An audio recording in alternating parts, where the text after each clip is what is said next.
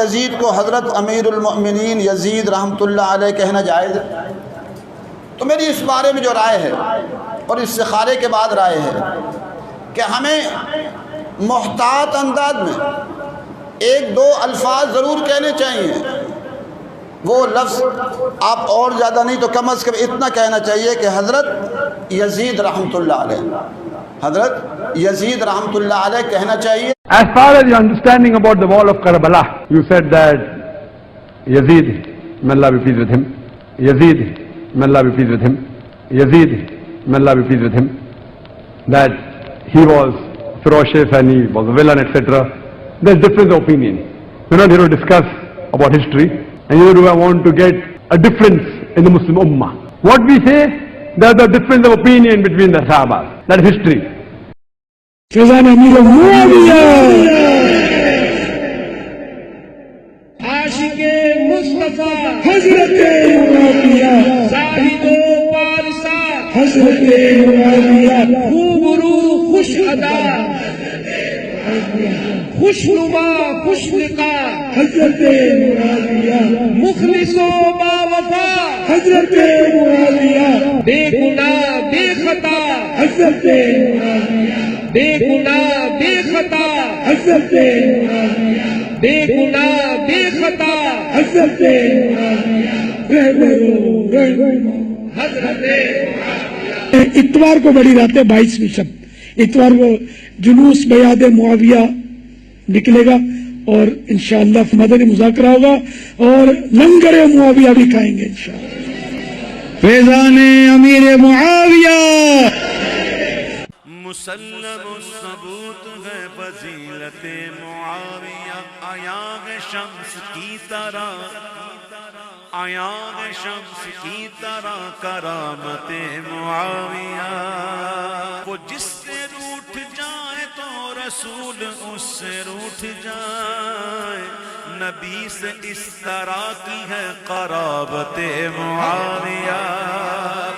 تمام مومنوں کے آپ پیارے مامو جان، مامو جان ہے، مامو جان ہے، مامو جان ہے. تمام مومنوں کے آپ پیارے مامو جان ہے.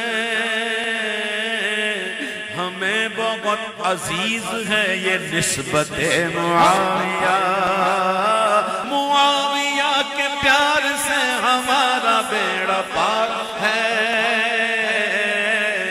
گناہ بخشوائے گی شفاعت معاویہ.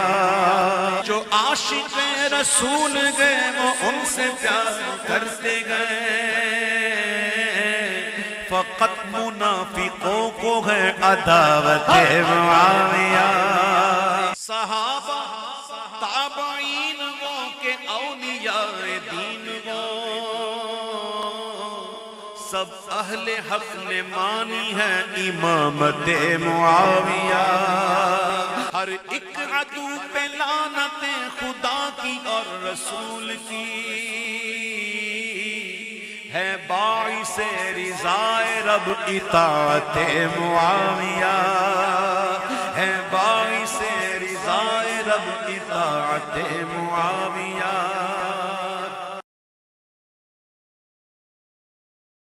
السلام علیکم ورحمۃ اللہ وبرکاتہ. ولا حول ولا قوة الا باللہ، حسبنا اللہ ونعم الوکیل. یا حی یا قیوم برحمتک استغیث، لا الہ الا انت سبحانک انی کنت من الظالمین. ربنا آتنا من لدنک رحمہ وہیئ لنا من امرنا رشدا. اللهم صل على محمد وعلى آل محمد وأصحاب محمد وأزواج محمد وأمة محمد أجمعين إلى يوم الدين آمين. الحمد لله رب العالمين والصلاة والسلام على سيد الأنبياء والمرسلين وعلى آله وأصحابه أجمعين إلى يوم الدين. الحمدللہ آج 23 جولائی 2023 بمطابق 4 محرم الحرام 1445 ہجری سنڈے کے دن ہمارا یہ پبلک سیشن نمبر 104 انشاءاللہ منعقد ہونے جا رہا ہے. آپ کے یہ ریئل ٹائم سوالات پرچیوں کا پورا تھدا میرے پاس پہنچ چکا ہے.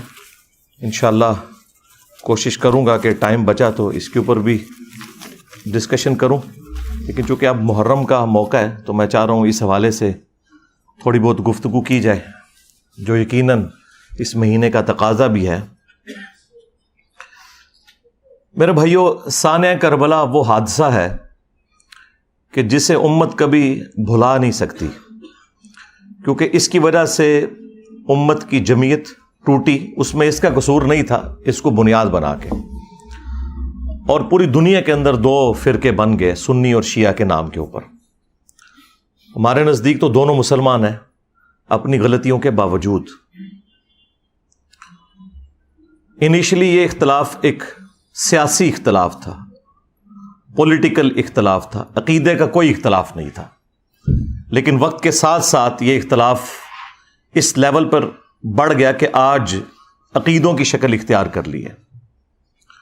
اور اس ایکسٹریم رویے کی پیش گوئی اللہ کے محبوب صلی اللہ علیہ وآلہ وسلم نے پہلے ہی فرما دی تھی. چنانچہ اہل سنت اور اہل تشیع دونوں کے ہاں یہ حدیث موجود ہے. اہل سنت کے ہاں فضائل صحابہ احمد بن حنبل کی کتاب میں یہ حدیث موجود ہے. مشکات شریف میں بھی ہے مسند احمد کے حوالے سے، جو مرفوع روایت ہے. اس کی صحت کے اوپر کلام ہے، لیکن وہ متن کے اعتبار سے روایت بالکل درست ہے.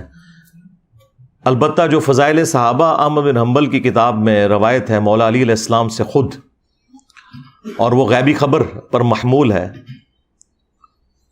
تو یقیناً رسول اللہ صلی اللہ علیہ وآلہ وسلم کے بتانے پر انہیں یہ بات معلوم چلی. اور سیم روایت نہج البلاغہ اہل تشیع کے ہاں جو مولا علی علیہ السلام کے خطبات ہیں ان میں بھی موجود ہے کہ سیدنا علی نے کہا کہ میری وجہ سے، یعنی مجھے بنیاد بنا کر، دو فرقے گمراہ ہو جائیں گے اور دو جہنم میں چلے جائیں گے. یہ دونوں الفاظ موجود ہیں. ظاہر ہے کہ گمراہی کا انجام جہنم ہی ہے، ایک میری محبت میں غلو کر کے اور ایک میری دشمنی میں غلو کر کے. محبت میں غلو کرنے والوں کے لیے جو ٹرم یوز کی جاتی ہے وہ رافضی کی ٹرم، اردو میں ہم رافضی کہتے ہیں، اور جو دشمنی میں بغض میں بڑھنے والے لوگ ہیں ان کے لیے ناصبی کا ورڈ استعمال کیا جاتا ہے.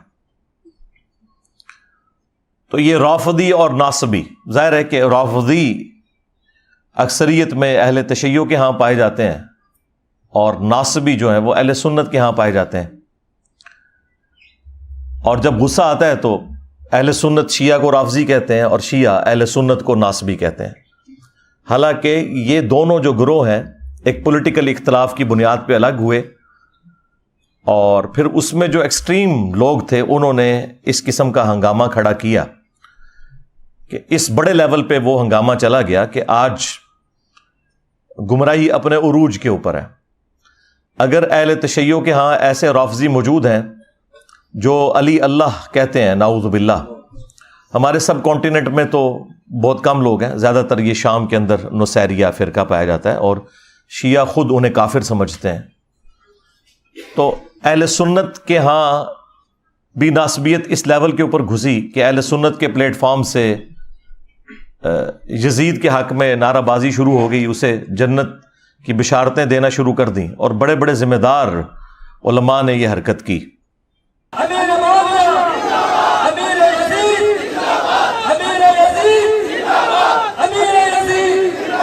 کیا یزید کو حضرت امیر المؤمنین یزید رحمۃ اللہ علیہ کہنا جائز ہے؟ تو میری اس بارے میں جو رائے ہے اور استخارے کے بعد رائے ہے کہ ہمیں محتاط انداز میں ایک دو الفاظ ضرور کہنے چاہیے.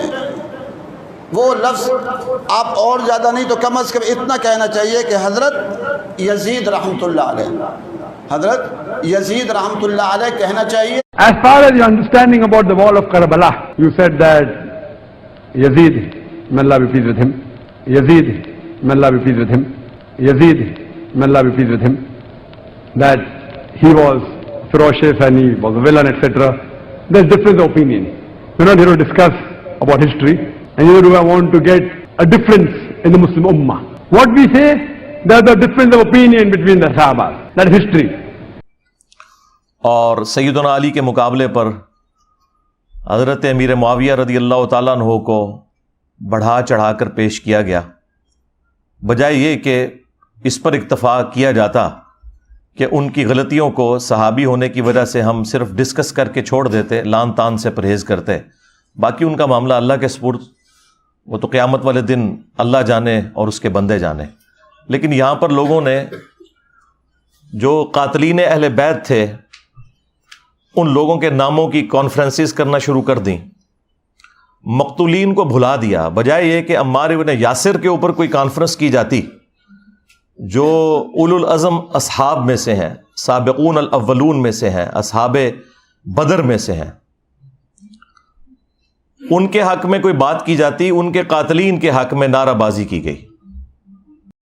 فیضان امیر معاویہ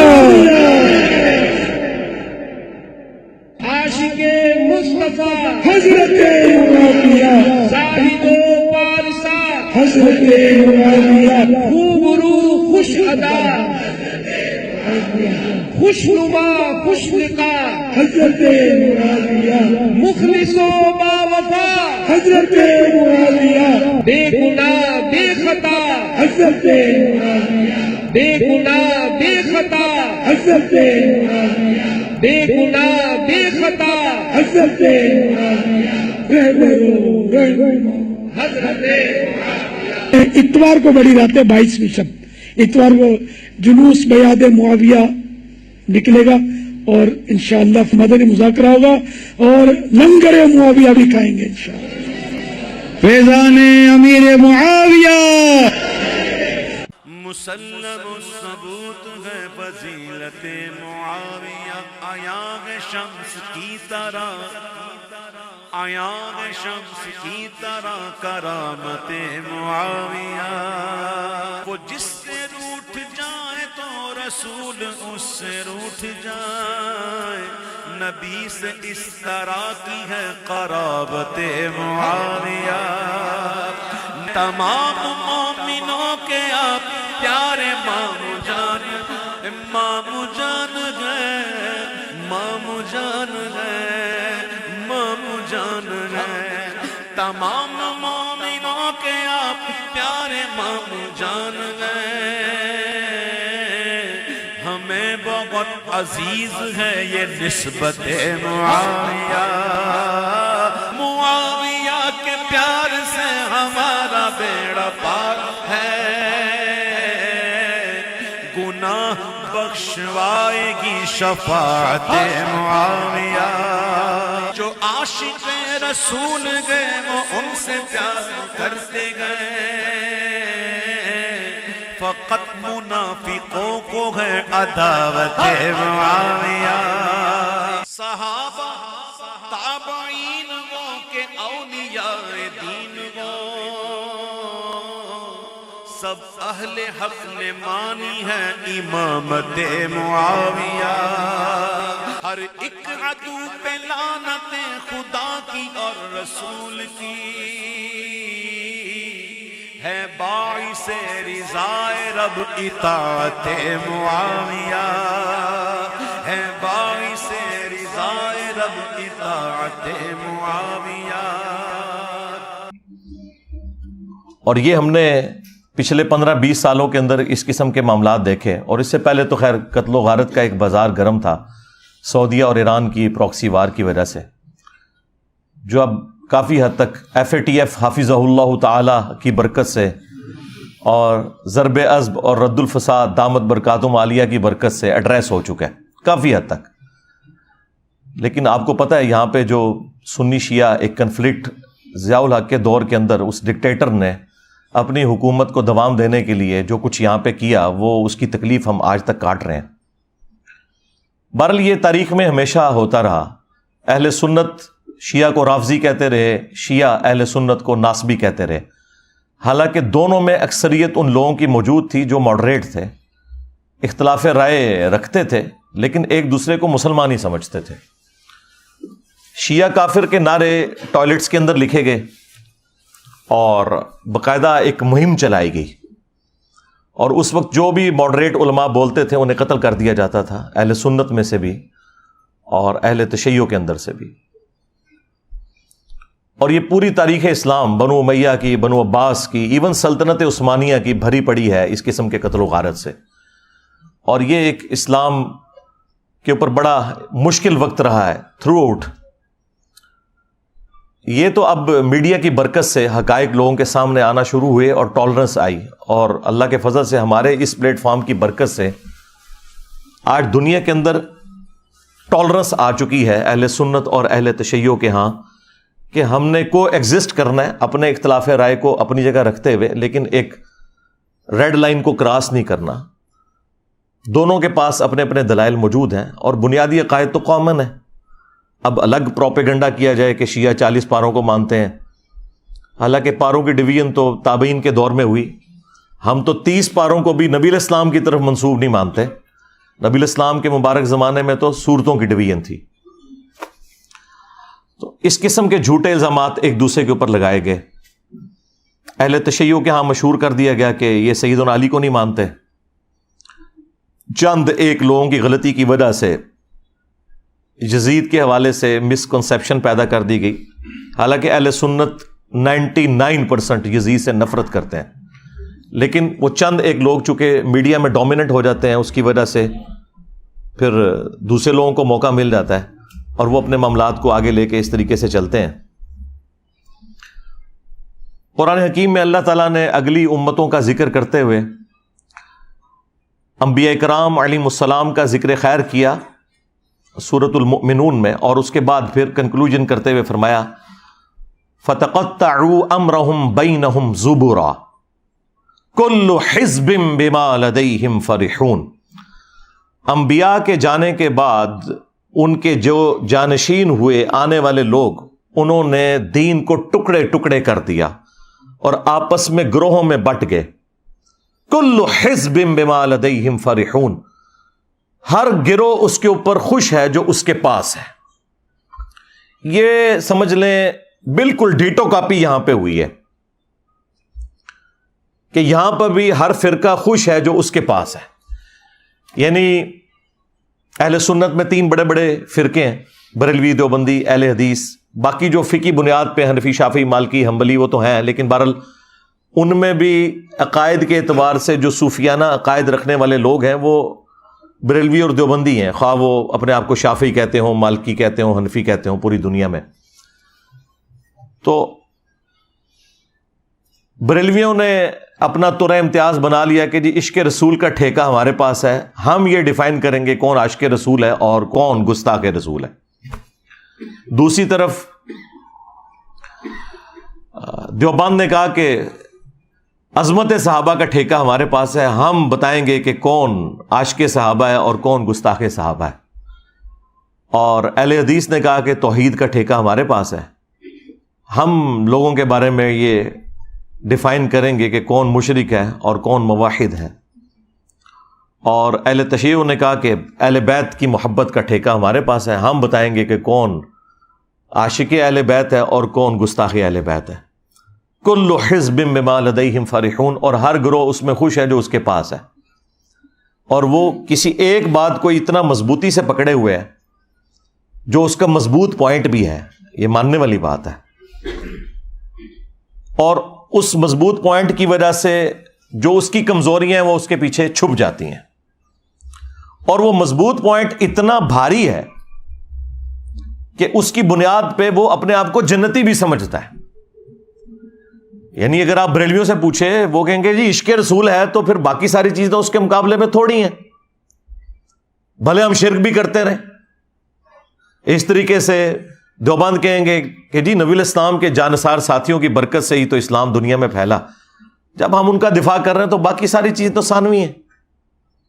اور اہل حدیث نے کہا کہ بھائی جب یہ ساری کائنات بنانے والا اللہ ہے، جب توحید ہمارے پاس آ گئی تو باقی ساری چیزیں ثانوی حیثیت رکھتی ہیں۔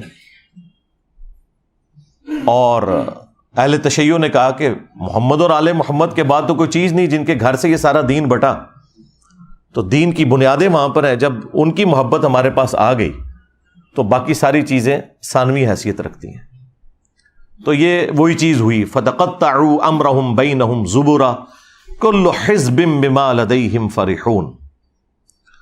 اور پھر یہ اس لیول کے اوپر دشمنی بڑی ہے سنی شیعہ کنفلکٹ کی بنیاد کے اوپر کہ سنیوں نے یہ طے کر لیا کہ خواہ ہماری حدیث کی کتابوں میں بھی کوئی بات آئے ہم نے نہیں ماننی اگر وہ اہل تشیع کو سپورٹ کرتی ہے.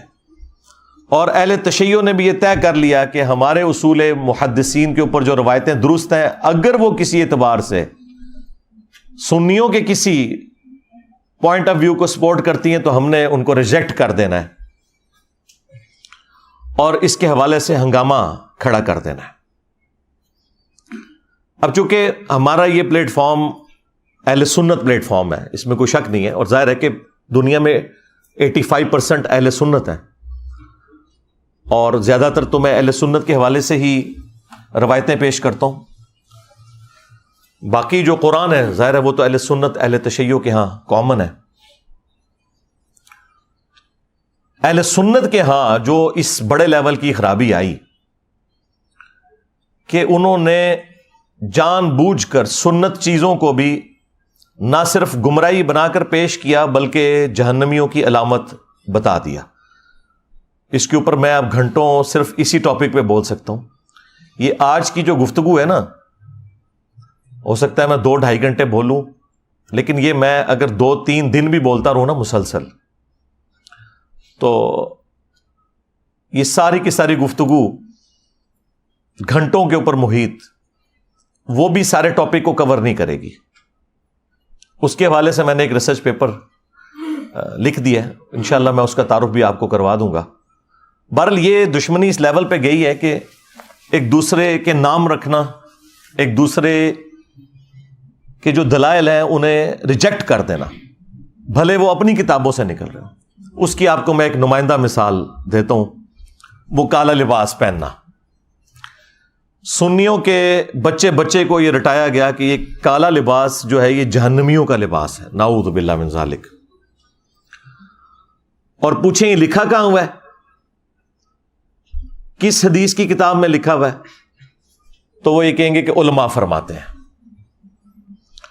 اگر علماء فرما رہے ہیں تو اس کا مطلب ہے کہ پھر علماء غداری کر رہے ہیں اگر یہ حدیث کی کتابوں میں نہیں لکھا ہوا. اسی کو تو ہم نے عرض کیا ہے کہ مرنے سے پہلے اے مسلمان کر لے اس پہ غور, کتابوں کا خدا اور ہے, بابوں کا خدا اور. اگرچہ بابے بھی اسی خدا کو مانتے تھے لیکن انہوں نے تعلیمات اپنی دی ہیں. اللہ کے محبوب صلی اللہ علیہ وآلہ وسلم کو جو اللہ عز و جل نے تعلیمات دی تھی وہ انہوں نے پس پشت ڈال دی, اپنی خرافات کو انہوں نے دین بنا کے پیش کیا. اس لیے ہم کہتے ہیں کہ وہ خدا اور ہے. یہ ان معنوں میں نہیں ہے کہ کوئی وہ کسی اور خدا کی پوجا کرتا ہے, خدا تو سب کا ایک ہے. ہندو اسے بھگوان کہتے ہیں, کرسچن اسے گاڈ کہتے ہیں, ہم اسے اللہ کہتے ہیں, خدا کہتے ہیں, سپر نیچرل ایجنسی کہہ دیتے ہیں, سپریم بینگ کہہ دیتے ہیں, سپر نیچرل اتھارٹی کہہ دیتے ہیں. کوئی بھی لفظ اس کے لیے استعمال کریں جو اچھی کوالٹیز والے الفاظ ہیں, تو خدا تو سب کا ایک ہے. تو یہ تعلیمات انہوں نے بدل دی. کیا انہیں یہ نہیں پتا تھا کہ صحیح مسلم کے اندر موجود ہے کہ نبی صلی اللہ علیہ وآلہ وسلم کی وفات کے بعد اسماء بنت ابی بکر نے ایک کسروانی تیالسی کالا جبہ نکالا. کسروانی یعنی پرشین امپائر کا, وہ کالا ہی ہوا کرتا تھا جس طرح سندھی اجرک ریڈ ہوتی ہے, اور اس کے اوپر گوٹ بھی لگی ہوئی تھی.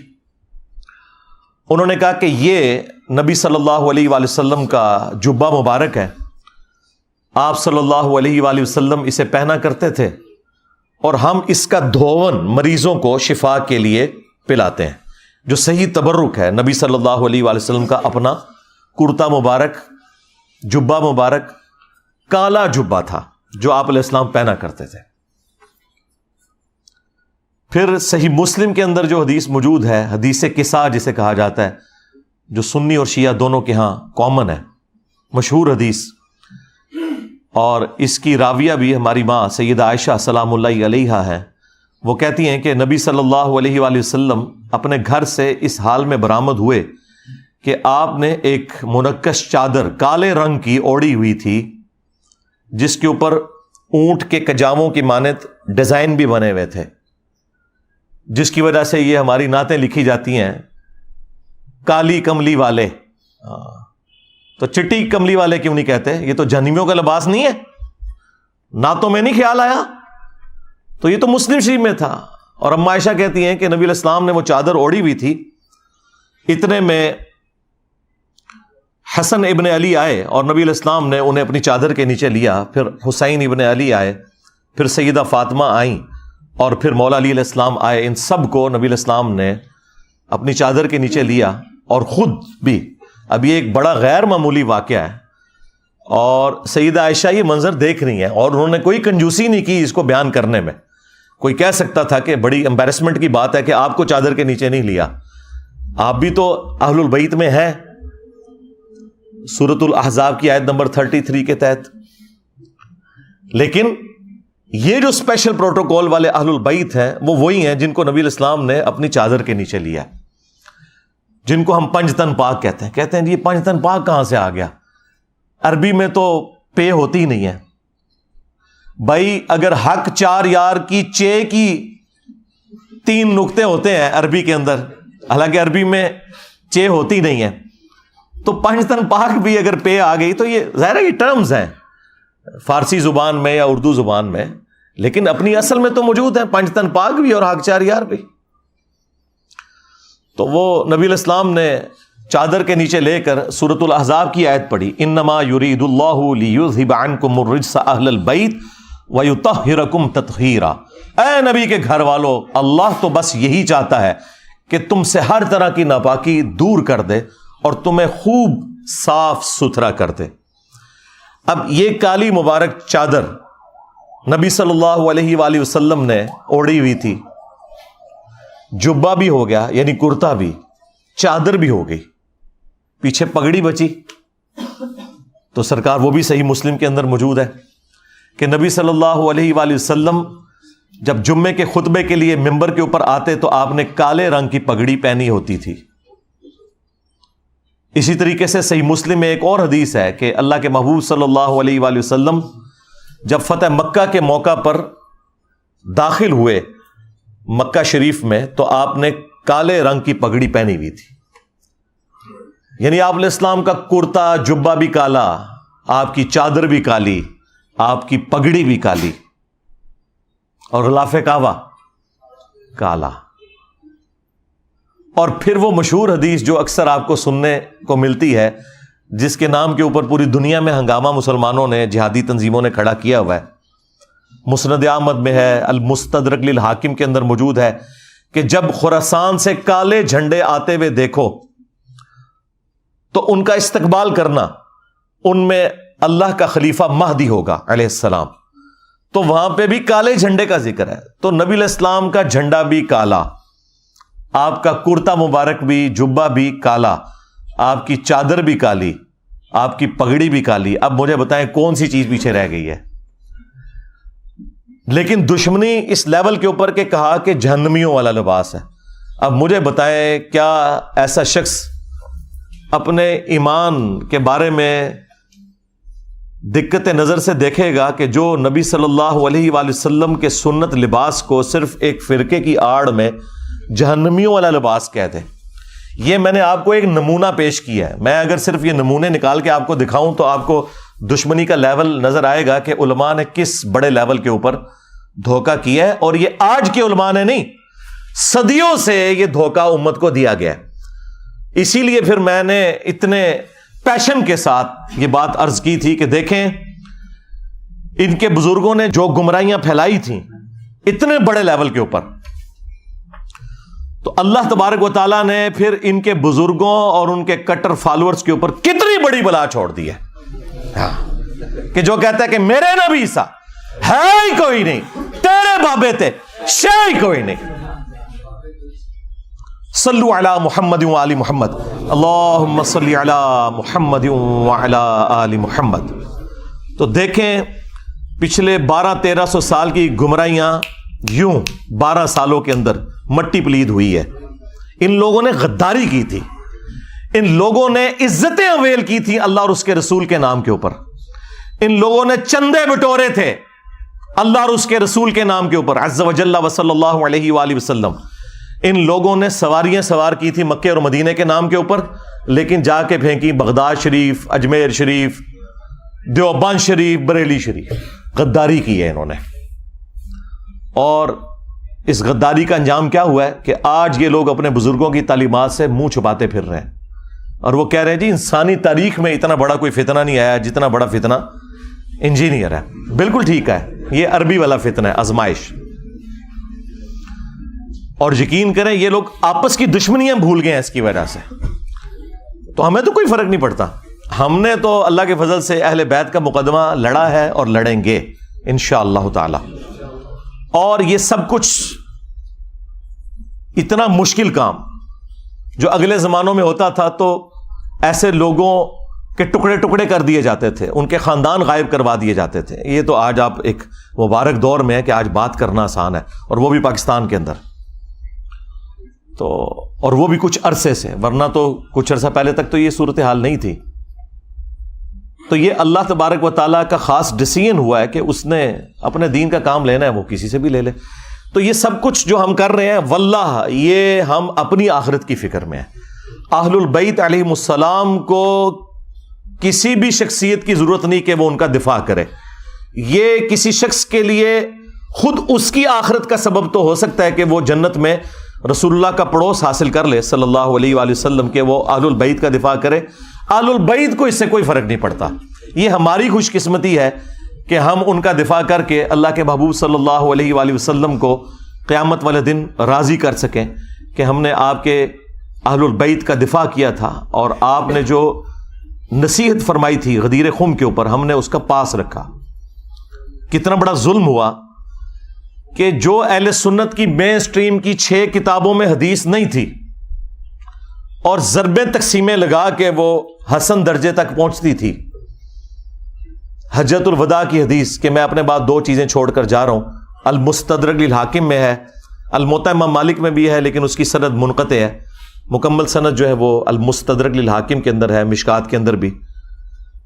2 چیزیں چھوڑ کے جا رہا ہوں کہ جنہیں مضبوطی سے پکڑ لوگے کبھی گمراہ نہیں ہوگے, ایک اللہ کی کتاب اور دوسرے اس کے نبی کی سنت صلی اللہ علیہ وآلہ وسلم. اب یہ حدیث ہماری یہ 6 مین کتابیں جو ایگریڈ اپان ہے, کتب 6 بخاری اور مسلم صحیحین, اور 4 کتابیں سنن اربع کی ترمذی, ابو داؤد, نسائی, ابن ماجہ, ان میں یہ روایت ہی نہیں تھی. وہ تو بچے بچے کو رٹا دی گئی. اور جو روایت صحیح مسلم کے اندر تھی اوپر تلے 4 احادیث غدیر خم کی, وہ ہمارے علماء کو بھی نہیں پتا تھی. میرے دنیا میں چھوڑے جانے سے پہلے کتنے علماء ہیں جنہوں نے کبھی یہ روایت اہل سنت کے پلیٹ فارم سے بیان کی؟ اکا دکا لوگوں نے. ڈاکٹر طاہر القادری صاحب یا ہمارے استاد مولانا اسحاق صاحب رحمہ اللہ تعالی. باقی تو سارے کے سارے لوگ جو ہیں وہ قرآن و سنت لے کے چلے, اور وہ بھی وہ روایت جو ان 6 کتابوں میں بھی نہیں تھی, جو 6 کتابوں میں مسلم شریف کے اندر تھی, صحیحین ٹاپ کی 2 کتابوں میں, اوپر تلے 4 احادیث غدیر خم کی 6225 سے لے کر 6228 تک. یہ جو 4 احادیث جو مشکات کے اندر بھی موجود ہیں, مسند احمد میں بھی, جامعہ ترمذی میں بھی, وہ چھپا کے رکھی گئی. اور یہ جو خطبہ غدیر کا ہے یہ نبی صلی اللہ علیہ وآلہ وسلم کہ حجۃ الوداع کے بعد کا خطبہ ہے, یہ اسے بھی سپرسیڈ کرنے والا ہے. اور آپ علیہ السلام کی وفات سے چند مہینے پہلے جب آپ حج کر کے مکے سے مدینے کی طرف واپس آ رہے تھے تو راستے میں پانی کے لیے خم نامی گاؤں پہ پڑاؤ کیا 18 ذوالحجہ 10 ہجری کو. اور نبی صلی اللہ علیہ وآلہ وسلم کے لیے اونٹ کے پالان کا ممبر بنایا گیا. اور زید ابن ارقم روایت کرتے ہیں جب چند تابعین ان کو ملنے آئے کہ بھئی آپ نے تو نبی الاسلام کے ساتھ اتنا وقت گزارا ہے, اتنی نمازیں پڑھی ہیں, تو کوئی بات جو خاص بات رسول اللہ کی نصیحت آپ کو یاد ہو. تو انہوں نے کہا پھر سنو, چونکہ بنو امیہ کا دور تھا اور سیدنا علی کے اوپر ممبروں سے سب و شتم کا سلسلہ جاری تھا تو انہوں نے ڈھونڈ کے غدیر خم کی حدیث سنائی. انہوں نے کہا کہ اگر میں کوئی چیزیں سکپ کر دوں تو یہ سمجھ لینا میرا بڑھاپا ہے. البتہ مجھے یہ ایک نصیحت یاد ہے کہ نبی الاسلام نے غدیر خم کے موقع پر اپنی وفات سے چند مہینے پہلے ایک خطبہ دیا, انتہائی بلیغ خطبہ. اس کے الفاظ ہی کنکلوڈنگ ہے, اے لوگو آگاہ ہو جاؤ میں بھی ایک انسان ہوں, قریب ہے کہ اللہ کا قاصد یعنی موت کا فرشتہ میرے پاس آئے اور میں اس کی دعوت قبول کر لوں. میں اپنے بعد تم میں 2 بھاری چیزیں چھوڑ کر جا رہا ہوں. ان میں سے پہلی چیز اللہ کی کتاب ہے, اس میں ہدایت ہے, اس میں نور ہے. یہ اللہ کی رسی ہے جو قرآن میں ہے نا, وَاعْتَصِمُوا بِحَبْلِ اللَّهِ جَمِيعًا وَلَا تَفَرَّقُوا, تم سب کے سب مل کر اللہ کی رسی کو مضبوطی سے پکڑ لو اور فرقوں میں مت بٹو. یہ اللہ کی رسی ہے, جو اسے پکڑے گا وہ ہدایت پر ہوگا, جو چھوڑ دے گا وہ گمراہ ہو جائے گا. اور پھر نبی علیہ السلام ترغیب دلاتے رہے, اللہ کی کتاب, اللہ کی کتاب, اللہ کی کتاب. اور پھر فرمایا دوسری بھاری چیز میرے اہل البیت ہیں, میں اپنے اہل البیت کے معاملے میں تمہیں اللہ کا خوف دلاتا ہوں, میں اپنے اہل البیت کے معاملے میں تمہیں اللہ کا خوف دلاتا ہوں, میں اپنے اہل البیت کے معاملے میں تمہیں اللہ کا خوف دلاتا ہوں. 3 دفعہ فرمایا, لیکن امت بالکل الٹ چلی, نہ قرآن کو پکڑا عقیدوں کے لیے اور نہ اہل البیت کو زندہ چھوڑا. نبی علیہ السلام کو قبر مبارک میں گئے صرف 50 سال گزرے ہیں اور آپ کی پوری اولاد ذبح کر دی گئی. تو آپ سمجھتے ہیں کہ یہ کربلا بھلا دی جائے گی؟ نہیں, کربلا قیامت تک آپ کو ہانٹ کرے گی. ہاں, اور ہماری ویڈیوز کے بعد تو اب آپ بھول جائیں ہاں کہ کوئی شخص جو ہے وہ اس غم حسین کو مٹا سکتا ہے. یہ سوگ حسین نہیں ہے, سوگ 3 دن ہوتا ہے, یہ غم حسین ہے, یہ اسی طریقے سے جاری رہنا ہے. غم حمزہ نہیں ختم ہوا. صحیح بخاری میں حدیث ہے, فتح مکہ کے موقع پر حضرت بلال حبشی نے لا کر پیش کر دیا واشی کو حضور کے سامنے کہ چلیں جہاں باقیوں کی معافی ہو رہی ہے اس کی بھی ہو جائے. آپ علیہ السلام نے نگاہ اٹھا کے دیکھا, واشی, جی یا رسول اللہ. قاتل حمزہ, جی یا رسول اللہ. واشی تیرا اسلام قبول ہے, لیکن کیا تو ایسا کر سکتا ہے کہ تو مجھے اپنی شکل نہ دکھانا؟ پوری زندگی پھر واشی نے نبی علیہ السلام کا سامنا نہیں کیا. مسلمان صحابی اور شخصیت کون ہے؟ حریص علیکم بالمؤمنین رؤوف الرحیم, مومنین پر ان کی جانوں سے بڑھ کر حق رکھتے ہیں, ان کی جانوں سے بڑھ کر ان کے لیے حریص ہیں. کسی نے نہیں کہا کہ یا رسول اللہ یہ تو اسلام لے آئے ہیں تو آپ اپنے دل میں ان کا بغض کیوں رکھ رہے ہیں؟ ہمیں لوگ کہتے ہیں نا جی بغض ہے جی آپ کے دل کے اندر. صرف یہ کہ چچا کا غم بھلایا نہیں گیا. چچا بھی کوئی عام چچا تو نہیں تھا, وہ دور شریک بھائی بھی تھا, دین کا مجاہد تھا, بدر اور احد کے اندر آرمی چیف تھا نبی علیہ السلام کی فوج کا. تو کسی نے نہیں کہا یا رسول اللہ حمزہ کو تو شہید ہوئے 8 سال ہو چکے, سوگ تو 3 دن ہوتا ہے. کہاں 3 ہجری کے اندر یہ احد ہوئی, 5 سال ہو چکے تھے آلموسٹ اس وقت تک, اور 8 ہجری کے اندر فتح مکہ. 5 سال پرانی بات آپ نے آج تک سنبھال کے رکھی ہوئی ہے. ان کو پتا تھا. مجھے بتائیں کیا انسان کو اپنے چچا کے ساتھ زیادہ محبت ہوتی ہے یا اپنی اولاد کے ساتھ؟ اولاد کے ساتھ. پھر اولاد بھی وہ اولاد کہ بخاری میں حدیث موجود ہے, ابو داؤد کے اندر موجود ہے کہ نبی علیہ السلام اللہ کے حضور عرض کرتے کہ اے اللہ, ابراہیم علیہ السلام اپنے 2 بیٹوں اسحاق اور اسماعیل کو جن کلمات کے ذریعے تیری پناہ میں دیتے تھے, میں اپنے 2 بیٹوں حسن و حسین کو انہی کلمات کے ذریعے تیری پناہ میں دیتا ہوں. اعیذکما بکلمات اللہ التامہ من کل شیطان وہامہ ومن کل عین لامہ. دیکھیں ابراہیم کے بیٹے اسماعیل اور اسحاق اور نبی علیہ السلام کے بیٹے حسن و حسین علیہم السلام اجمعین. یعنی آپ ذرا لیول دیکھیں کمپیریزن کا. تو نبی علیہ السلام نے فرمایا کہ میں اپنے اہل البیت کے معاملے میں تمہیں اللہ کا خوف دلاتا ہوں. اور یہی حدیث جو مسلم شریف کے اندر موجود ہے، اس کا ایک طریق جو ہے وہ مسند احمد کے اندر بھی ہے.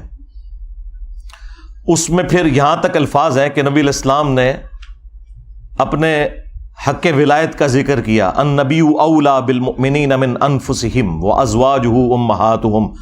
نبی مومنین کی جانوں سے بڑھ کر ان پر حق رکھتے ہیں اور نبی کی بیویاں امت کی مائیں ہیں.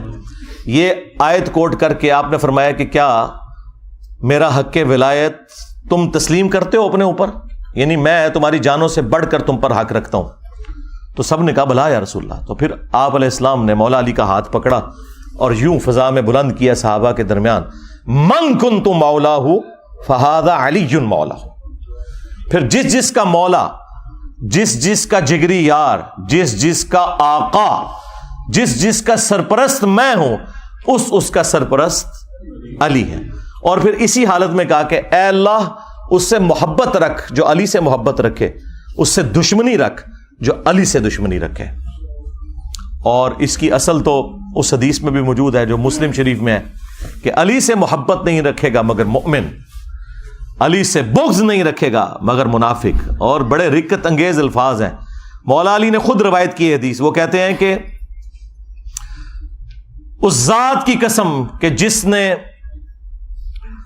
دانے کو پھاڑ کر کھیتیوں کو اگایا اور مخلوقات کو پیدا کیا، نبی امی نے مجھ سے یہ عہد لیا تھا کہ اے علی صرف مومن ہی تجھ سے محبت رکھے گا اور صرف منافق ہی تجھ سے بغض رکھے گا. وَلِعَوْذُ بِاللَّهِ تَعَالَى. تو اب یہ آپ دیکھ لیں، یہ وہ چیزیں تھیں جو پھر بھلا دی گئیں اور اس کا رزلٹ آج سنی شیعہ کنفلکٹ، قتل و غارت کی شکل میں، دشمنی کی شکل میں، ایک دوسرے کو کافر کہنے اور گمراہ کہنے اور جہنمی کہنے کی شکل میں ہمارے سامنے آ چکا ہے. اب یہ ٹاپک اتنا لمبا ہے کہ میں اس کے اوپر فی البدی بھی بولوں تو میں نے بتایا کہ میں گھنٹوں نہیں کئی دنوں تک بیٹھ کے بولتا رہوں. اور میری ہزاروں ویڈیوز اگر کلپس بھی شامل کیے جائیں اس کے اوپر گواہ ہے کہ میں نے یہ سارے ٹاپکس مختلف ویڈیوز کے اندر کور کیے ہیں. البتہ میں ایک ریسرچ پیپر کا تعارف ضرور کرواؤں گا. آپ میں سے بھی جتنے 400-500 لوگ یہاں سنڈے والے دن آتے ہیں، اینڈ پہ ہم سب کو وہ فری ریسرچ پیپر دیتے ہیں. نہ صرف وہ ریسرچ پیپر بلکہ ساتھ 8 ریسرچ پیپرز اور ٹوٹل 9 ریسرچ پیپرز اور 3 اذکار کارڈ، یہ 12 کا پیکج یہ فری بالکل پلاسٹک پیکنگ کے اندر دیا جاتا ہے جو پہلی دفعہ درس میں آتا ہے. اور پاکستان میں آپ ڈاک میں بھی یہ فری منگوا سکتے ہیں. الحمدللہ ہم لاکھوں کی تعداد میں یہ تقسیم کر چکے ہیں فری بالکل. البتہ صرف آپ نے ڈاک کا خرچہ دینا ہے. ٹی سی ایس کا آج کل وہ ریٹ آلموسٹ 500 ہوا ہے. 500 روپیہ آپ پے کریں. صبح 9 سے لے کر شام 5 بجے تک ہمارا فون اکیڈمی کا آن ہوتا ہے. 032159000162 عثمان بھائی کے نام کے اوپر یہ نمبر بنا ہوا ہے. اور اسی نمبر کے اوپر ایزی پیسہ بھی ہے، جائز کیش بھی ہے.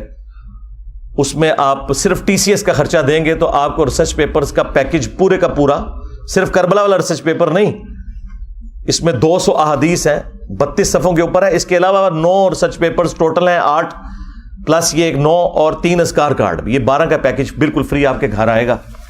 آپ اس کو پڑھیں. اور الحمدللہ یہ کئی زبانوں میں ٹرانسلیٹ ہو چکا ہے. ہماری ویب سائٹ پہ اس کا PDF اویلیبل ہے، عربی میں بھی، اردو میں بھی، انگلش میں بھی، ہندی میں بھی، بنگلہ زبان کے اندر بھی، اور فارسی اور سندھی زبان کے اندر بھی. دنیا کی جتنی مشہور زبانیں ہیں ان میں اس کو ہم نے ٹرانسلیٹ کر دیا. انگلش میں آ گیا تو پھر آپ سمجھ لیں سب میں آ گیا. یہ ریسرچ پیپر آپ soft copy download free کریں ہماری ویب سائٹ ahlsunnatpak.com سے، وہاں سے بھی آپ پڑھ سکتے ہیں. ہارڈ کاپی بھی منگوا سکتے ہیں. تو آپ کو یہ پوری کی پوری گیم سمجھ آ جائے گی. یہ کربلا ایک دن میں نہیں ہوئی، اس کے پیچھے پورا ایک پس منظر ہے. کس طرح نبی علیہ السلام کی وفات کے بعد آہستہ آہستہ معاملات اس لیول کے اوپر بگڑے کہ صرف 50 سال کے اندر اتنی بڑی تبدیلی آئی کہ انسانی تاریخ نے اتنا بھیانک منظر نہیں دیکھا تھا جو ہمیں کربلا میں دیکھنا پڑا. اور اس کی ہیٹ آج تک ہم محسوس کر رہے ہیں. یہ ایک دن کے اندر نہیں ہوا، معاملات آہستہ آہستہ بگڑتے چلے گئے. اہل سنت اور اہل تشیع کے اندر جو اہل علم علماء ہیں ان کے درمیان یہ چیز ایگریڈ اپون ہے.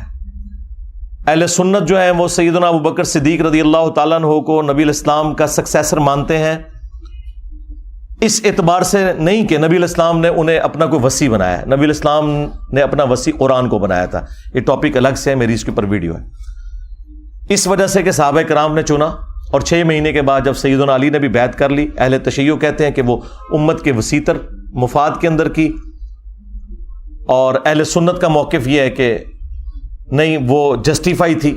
بہرحال at the end of the day اس کے اوپر متفق ہیں. اور پھر یہ 30 سال کے بعد جب خلافت ملوکیت میں بدلی ہے اور کس طریقے سے معاملات بگڑتے چلے گئے کہ اس کا اینڈ رزلٹ کربلا ہوئی، اس میں ہر ایک ٹاپک متقاضی ہے کہ میں اس کے اوپر گھنٹوں بول سکتا ہوں. لیکن اگر میں بولوں گا تو پھر تو یہ ساری کی ساری مجلس جو ہے یہ تو اگلی اتوار تک بھی نہیں ختم ہونی. اس لیے میں نے بس چند ایک باتیں آپ کے سامنے رکھی ہیں تاکہ آپ کا دماغ کھلے کہ ہم نے اس پلیٹ فارم کے ذریعے یہ حق کی آواز کیوں بلند کی ہے. اس لیے کہ یہ پلیٹ فارم غدیر خم کے اوپر کھڑا ہے. غدیر خم کے موقع پر نبی الاسلام نے قرآن اور اہل البیت دونوں چھوڑے تھے. اسی لیے آپ دیکھتے ہیں کہ ہمارے پلیٹ فارم سے قرآن کی توحید کے اوپر 0 ٹالرنس ہے.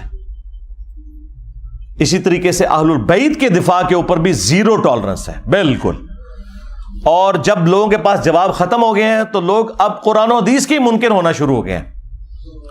وہ لوگ جو کل تک دوسرے لوگوں کو کہتے تھے کہ جب قرآن و حدیث میں یہ بات لکھی ہوئی ہے تو ہم کیوں نہ مانیں، کیوں نہ بیان کریں، آج ان کے فرقوں کے خلاف جب باتیں قرآن سے، بخاری سے، مسلم سے نکلی ہیں تو منہ چھپاتے پھر رہے ہیں. اب اس غم کو تو ہم تو نہیں دور کر سکتے.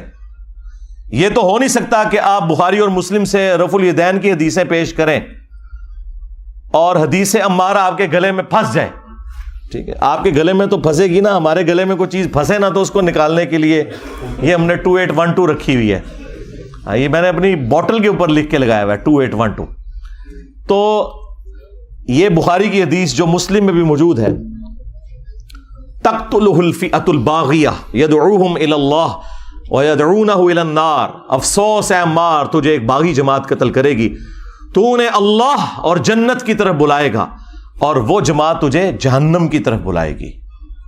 اب یہ اتنے سخت الفاظ تھے اور ان کے لیے ہضم کرنے مشکل ہو گئے، کیونکہ انہیں فکر لگی کہ پھر لوگ ہم سے پوچھیں گے کہ کس رضی اللہ عنہ نے، کس رضی اللہ عنہ کو خوش کرنے کے لیے عمار رضی اللہ عنہ کو قتل کیا. تو انہوں نے بجائے مقتولین کے ساتھ کھڑے ہوتے یہ قاتلوں کے ناموں کے نعرے لگانا شروع ہو گئے، ان کے نام کی کانفرنسز کرنا شروع ہو گئے.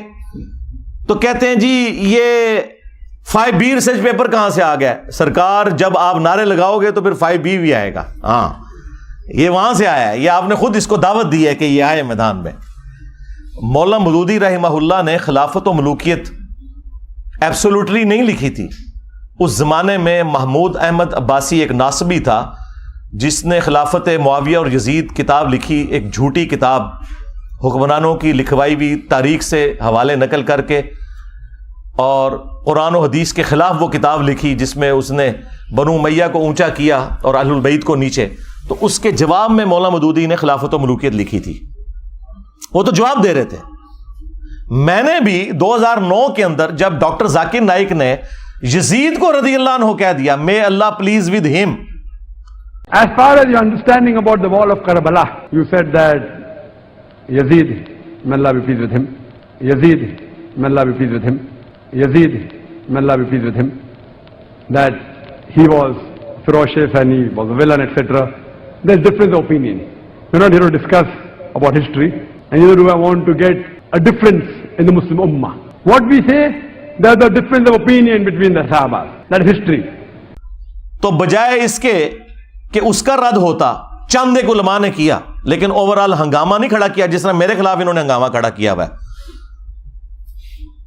ڈاکٹر ذاکر نائک کے اوپر کون سی FIR کٹوائی ہے انہوں نے یزید کے مسئلے کے اوپر؟ اور میرے اوپر آئے دن یہ FIR کٹواتے رہتے ہیں. اصل میں تو بنو امیہ کی محبت انہیں اس کے اوپر ابھارتی ہے نا, پیچھے تو مسئلہ وہی ہے. تو اور کبھی ٹرینڈ چلانے کی کوشش کرتے ہیں اور جھوٹے الزامات لگاتے ہیں.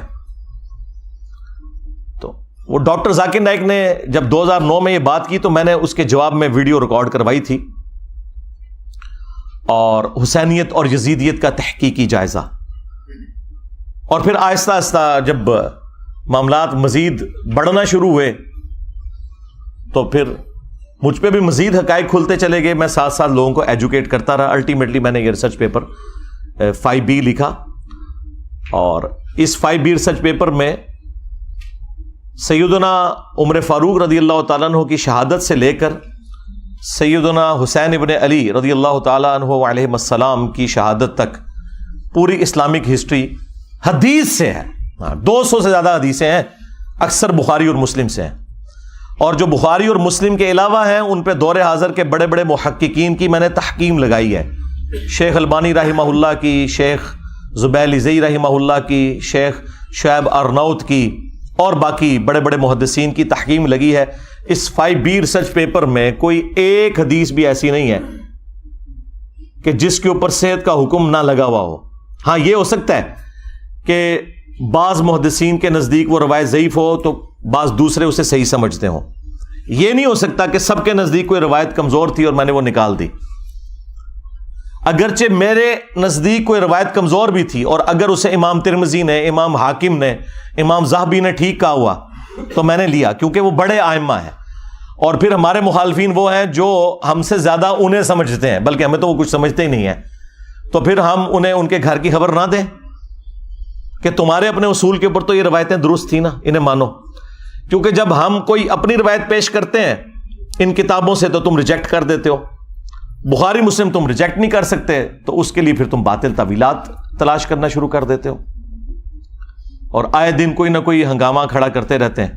تو میں وقتاً فوقتاً ان تمام ٹاپکس کو ایڈریس کرتا رہتا ہوں تاکہ لوگوں کو حق بات پتہ چل جائے. یہ اتنا معاملہ آسان نہیں ہے.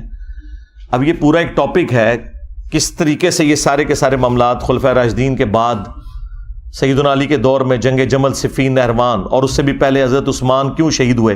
آپ کو تو کہانی کروائی نا انہوں نے کہ جی وہ عبداللہ ابن سبا نے یہ سارا معاملہ خراب کیا تھا. بالکل جھوٹ بولا.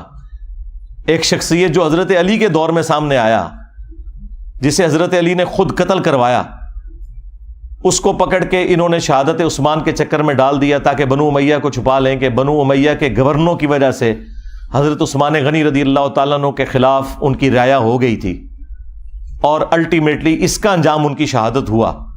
اور یہ وہ باتیں ہیں جو بخاری مسلم میں لکھی ہوئی ہیں. میں نے اپنے ریسرچ پیپر میں ساری احادیث وہ جمع کی ہیں, تاریخی روایتیں نہیں, حدیثیں.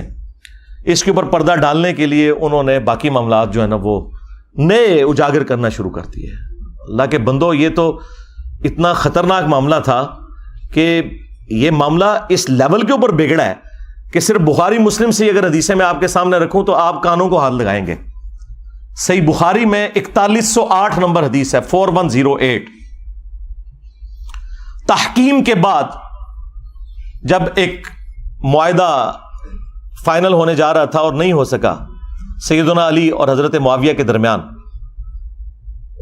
اس کے بعد جب حضرت معاویہ مدینہ شریف آئے تو انہوں نے وہاں ایک خطبہ دیا. بخاری کے الفاظ ہیں کہ حضرت حفصہ جو تھی, سیدہ حفصہ, حضرت عمر کی بیٹی اور عبداللہ ابن عمر کی بہن اور ام المومنین بھی, انہوں نے اپنے بھائی عبداللہ بن عمر سے کہا کہ جاؤ, حضرت معاویہ آئے ہیں تو وہ خطبہ دے رہے ہیں, تمہاری غیر موجودگی کو کہیں فتنہ نہ شمار کر لیا جائے, تو تم جا کے ان کی تقریر سنو. کیونکہ اس وقت پولیٹیکل اختلافات تو چل رہے تھے. تو عبداللہ بن عمر پھر وہ مجبوراً چلے گئے, اور وہاں پہ حضرت معاویہ نے تقریر کرتے ہوئے کہا کہ تم میں جو اس امر خلافت کے اندر خواہش رکھتا ہے نا وہ اپنا سینگ اٹھائے, میں اس کے باپ سے بھی زیادہ خلافت کا حقدار ہوں, نعوذ باللہ. اور یہ کنایا کیا انہوں نے حضرت عبداللہ بن عمر کی طرف. وہ اگلی جو اس روایت کا حصہ ہے بخاری کا وہ آپ کو کلیئر کر دے گا.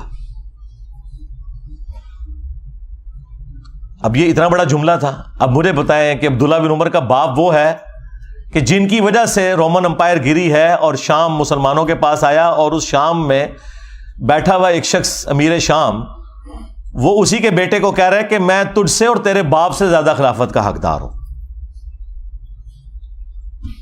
یہ بخاری شریف ہے جی، یہ اصول الکافی شریف نہیں ہے، ہاں یہ مولانا شریف نہیں ہے، یہ بخاری شریف ہے.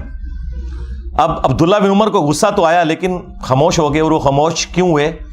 آج بھی لوگ کہتے ہیں نا کہ جی صدیوں سے لوگ کیوں نہیں بول رہے تھے، اس زمانے میں نہیں لوگ بول سکے. وہ ہمارے استاد مولانا اسحاق صاحب والی بات ہے کہ ماما روزانہ حسین نہیں جم دیا. ہاں، حسین ابن علی اور عبداللہ ابن عمر دونوں کی نیچرز میں فرق تھا. تو بعد میں ایک دوسرے صحابی کہتے ہیں عبداللہ بن عمر سے کہ آپ نے اسی وقت معاویہ کو جواب کیوں نہیں دیا جب وہ یہ کہہ رہا تھا کہ میں اس کے باپ سے بھی زیادہ خلافت کا حقدار ہوں. تو عبداللہ بن عمر نے کہا کہ میں نے ارادہ تو کیا کہ میں اپنی گوٹ کھولوں، یعنی وہ احتبا کر کے دونوں گھٹنوں کو یوں لے کے بیٹھے تھے، اور میں اسے اسی بھرے مجمع میں جواب دوں کہ تجھ سے زیادہ خلافت کا حقدار وہ ہے کہ جس نے تم سے اور تمہارے باپ سے جنگ کی تھی جب تم لوگ کافر تھے اور ہم لوگ مسلمان تھے. یعنی تم لوگ بعد میں مسلمان ہو کر طلقاء فتح مکہ کے موقع پر تم لوگوں نے معافی مانگ کے اسلام قبول کیا. تم لوگ آج آ کے عمر اور اس کے بیٹے کے بارے میں کہہ رہے ہو کہ ہم اس سے زیادہ خلافت کے حقدار ہیں. مجھے بتائیں، جو شخص یہ کہے کہ میں عمر سے زیادہ خلافت کا حقدار ہوں، اس نے علی کی خلافت کہاں سے ماننی تھی؟ یہ اب سنی شیعہ سے مسئلہ اٹھ چکا ہے جی. وہ قصاص عثمان چاہتے تھے، قصاص عثمان چاہنے والا یہ کہے گا کہ میں حضرت عمر سے زیادہ خلافت کا حقدار ہوں، تو انٹینشن تو انہوں نے خود کھول کے بتا دی. اچھا، تو وہ عبداللہ بن عمر کہتے ہیں میں نے ارادہ تو کیا اپنی گوٹ کھولوں اور میں ایسے کہوں کہ تجھ سے زیادہ خلافت کا حقدار اور تیرے باپ سے زیادہ وہ ہے کہ جن لوگوں نے تمہیں مار مار کے اسلام میں داخل کیا ہے. یعنی تم لوگ کافر تھے اور ہم نے تم سے جنگیں لڑی ہیں. اور امام بخاری نے یہ حدیث غزوہ خندق کے چیپٹر میں ڈالی ہے یہ بتانے کے لیے کہ خندق کے موقع پر عبداللہ بن عمر اور حضرت عمر مسلمان تھے اور حضرت معاویہ اور ان کے والد کافر تھے. یہ اس میں سے انہوں نے رزلٹ نکالا ہے. اچھا، اب یہ بڑی حیران کن بات ہے، اسے آپ کرامت سمجھیں یا انٹینشنلی ایسا ہوا. یہ سیم الفاظ صحیح مسلم کے اندر موجود ہیں حضرت عمر کے بھی. ایک تو وہ بخاری میں حدیث ہے نا، جب آپ کو زخم لگے تو آپ نے 6 رکنی کمیٹی بنائی اور کہا کہ میں اپنے بعد اس امر خلافت میں ان 6 بندوں کے سوا کسی کو حقدار نہیں سمجھتا کہ رسول اللہ اپنی وفات تک ان سے راضی رہے. علی، عثمان، طلحہ، زبیر، عبد الرحمن بن عوف اور سعد بن ابی وقاص، ان میں سے کسی کو خلیفہ چن لینا میرے بعد. اور مسلم شریف میں الفاظ ہیں کہ آپ نے خواب دیکھا کہ ایک مرغے نے آپ کو ٹھونگ ماری ہے. اس کے بعد آپ نے جمعے والے دن خطبہ دیا اور اگلا جمعہ آپ کو نصیب نہیں ہوا. بدھ والے دن آپ کی شہادت ہو گئی اور کہا کہ میں نے خواب دیکھی ہے اور میں نے اس کی تعبیر یہی کی ہے کہ عنقریب مجھے قتل کر دیا جائے گا، اور اگر میں اچانک مارا جاؤں تو اپنی خلافت کو ان 6 بندوں سے باہر نہ جانے دینا کہ جن سے رسول اللہ اپنی وفات تک راضی رہے. اس کے آگے بڑے خطرناک الفاظ ہیں کہ تم دیکھو گے کہ ان 6 بندوں کی مخالفت وہ لوگ کریں گے کہ جن کو میں نے اپنے ہاتھوں سے اسلام کے لیے مارا ہوا ہے، اور اگر وہ مخالفت میں سامنے آ جائیں تو سمجھ لینا کہ یہ لوگ اللہ کے دشمن اور کافر ہیں. اتنے سخت الفاظ ہیں. ہاں جی، اب یہ آپ نے تلاش کرنا ہے یہ اللہ کے دشمن کن کو کہا انہوں نے کہ جن سے میں نے اسلام کے لیے خود جنگ کی ہے. لوگ کہتے ہیں یہ رومنز اور پرشینز کا ذکر ہو رہا ہے، اور رومنز اور پرشینز کو صحابہ کرام نے اپنے مشورے میں شامل کرنا تھا کہ حضرت آپ بتائیں کہ ہم نے کس کو خلیفہ چننا ہے. اور دوسرا، رومنز اور پرشینز تو رہے ہی کوئی نہیں تھے، وہ تو گر گئے تھے حضرت عمر کے دور میں. یہ آپ اپنے اندر رہنے والے لوگوں کی بات کر رہے تھے کہ یہ وہ لوگ ہیں جن کو ہم نے مار مار کے اسلام میں داخل کیا ہے اور یہی مخالفت کریں گے ان 6 بندوں کی.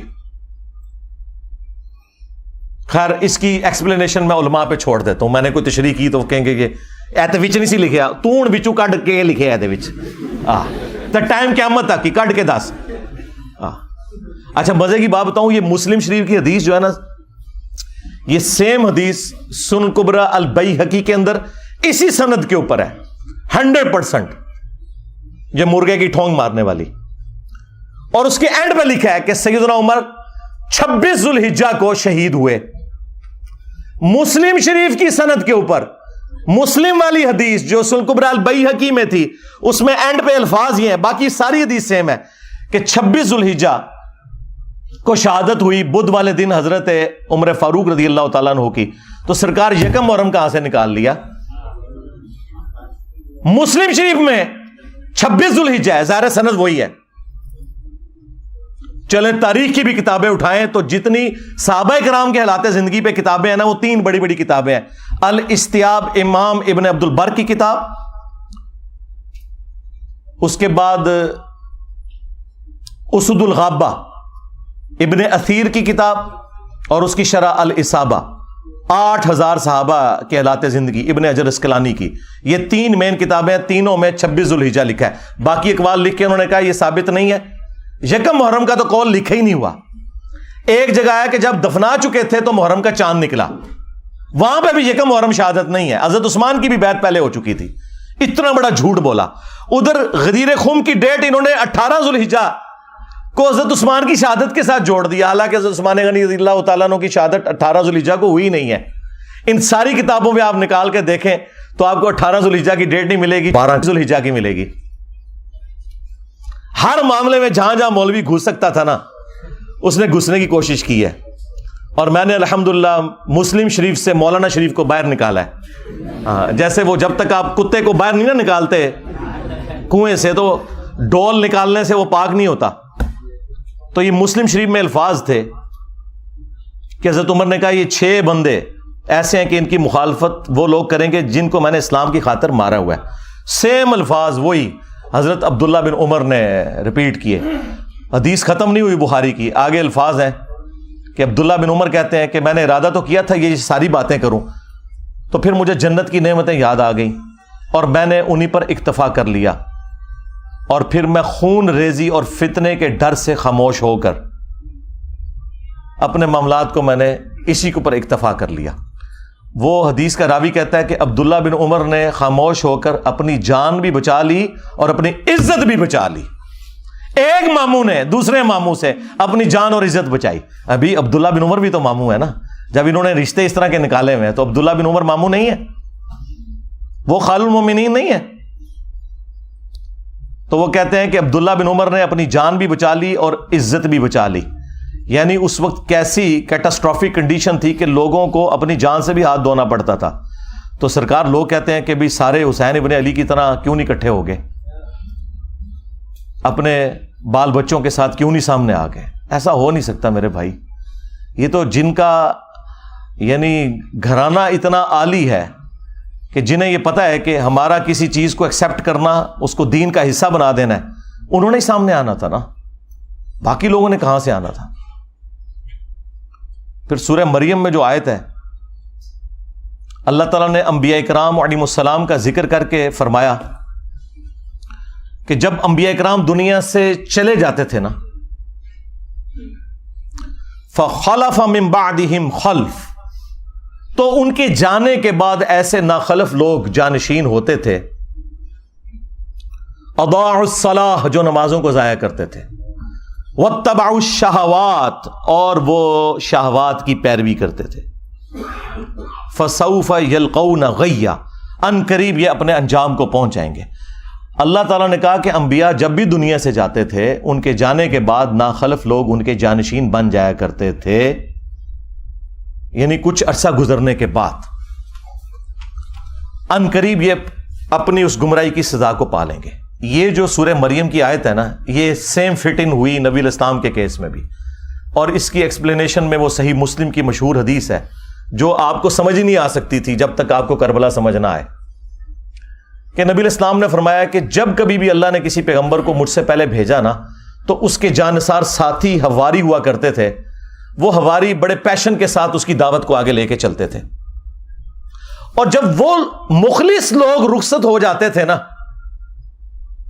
تو پھر ایسے ناخلف لوگ اس مسند پہ آگے بیٹھ جاتے تھے جو زبان سے وہ کہتے تھے جو کرتے نہیں تھے۔ اور جس کے کرنے کا حکم دیا گیا ہوتا تھا اس کی مخالفت کرتے تھے، الٹ چلتے تھے. ایسے لوگوں کے خلاف جو اپنے ہاتھ سے جہاد کرے وہ مؤمن ہے. کون؟ حسین ابن علی. جو اپنی زبان سے جہاد کرے وہ بھی مؤمن ہے. اور جو اپنے دل میں جہاد کرے، یعنی اگر کمزور ہے دل میں ہی برا مانے، سامنے نہ آئے. عبداللہ بن عمر، عبداللہ ابن عباس، عبداللہ ابن زبیر، اس جیسے لوگ، وہ بھی مومن ہیں. لیکن ظاہر ہے کہ یہ اس لیول کے نہیں. اور فرمایا اس کے بعد رائی کے دانے کے برابر بھی ایمان نہیں ہے اگر کوئی دل میں بھی برا نہیں سمجھتا.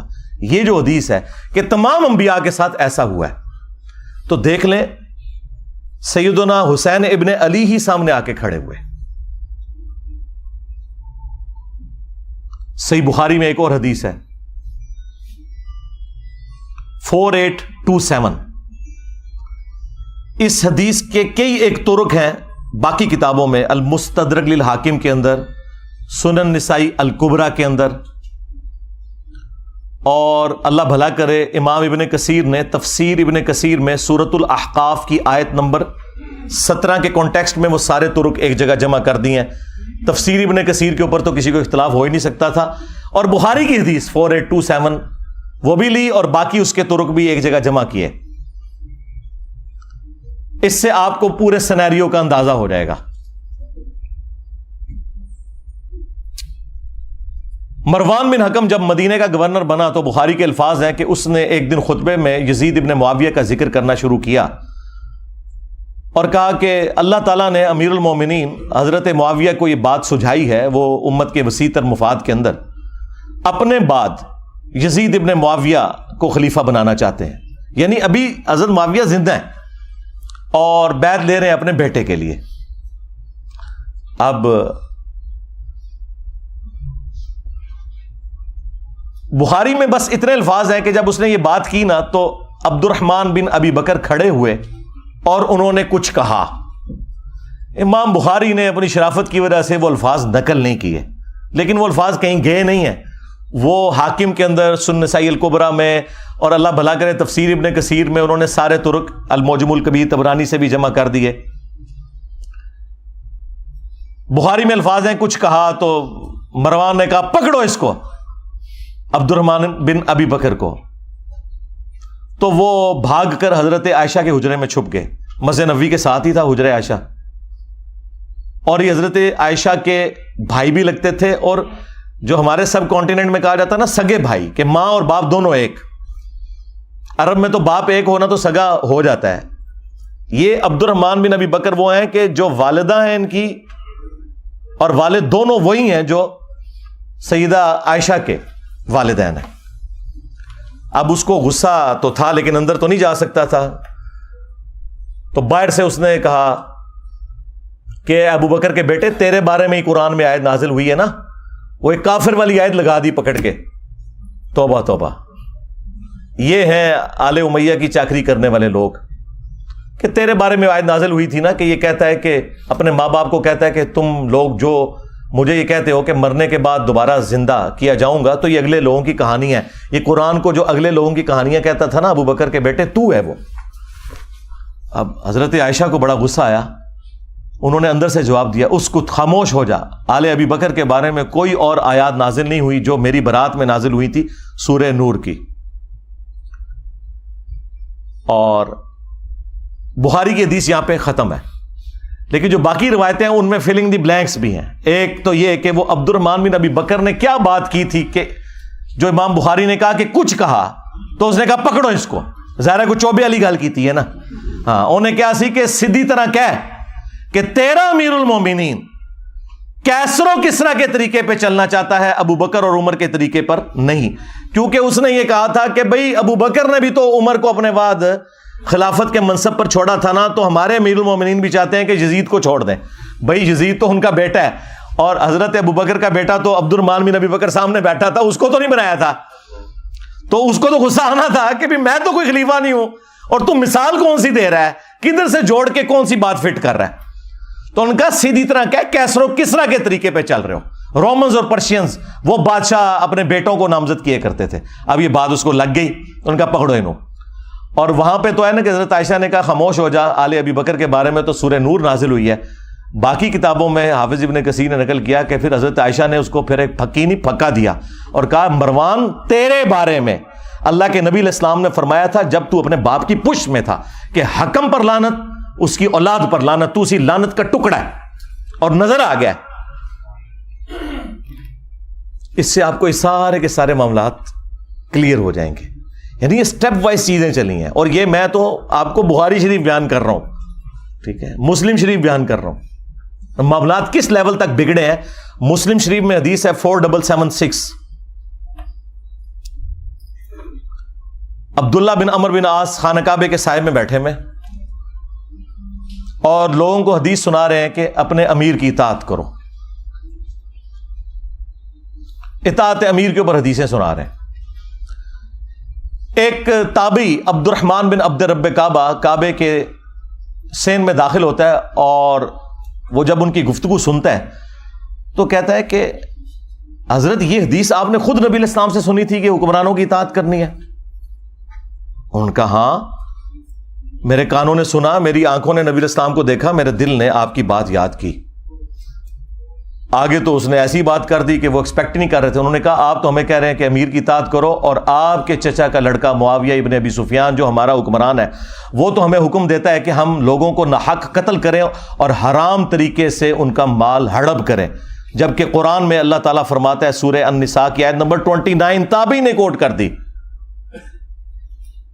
کہ ایک دوسرے کا مال ناحق طریقے سے ہڑپ مت کرو اور ایک دوسرے کو قتل نہ کرو. اب آپ ہمیں بتائیں کہ ہم اللہ کی بات مانیں یا اپنے حکمران کی بات مانیں, معاویہ بن ابی سفیان کی. اب عبداللہ بن عمر بن عاص تھوڑی دیر کے لیے خاموش ہو گئے. پھر انہیں سر اٹھا کر کہا کہ آندھا سے انجینئر کو نہیں دیکھنا. یہ نہیں کہا, میں جوک کے طور پہ کہہ رہا ہوں. انہوں نے کہا کہ معاویہ کی اطاعت کرو ان کاموں میں جس میں تمہیں اللہ کے مطابق چلائے, اور جس میں وہ اللہ کی نافرمانی کا تمہیں کہے تم اس کی نافرمانی کرو. یہی ایٹیچیوڈ ہونا چاہیے. یعنی یہ آپ کو دور حکومت کے اندر جو ایک معاملات ہے نا وہ بھی اندازہ ہونا شروع ہو گیا کہ کس لیول کے اوپر معاملات بگڑ چکے ہوئے تھے. پھر صلح حسن کے حوالے سے بھی باتیں کرتے ہیں, وہ بھی آپ میرے اس میں ہی پڑھ لیجئے گا, میری ویڈیوز بھی ریکارڈ ہیں.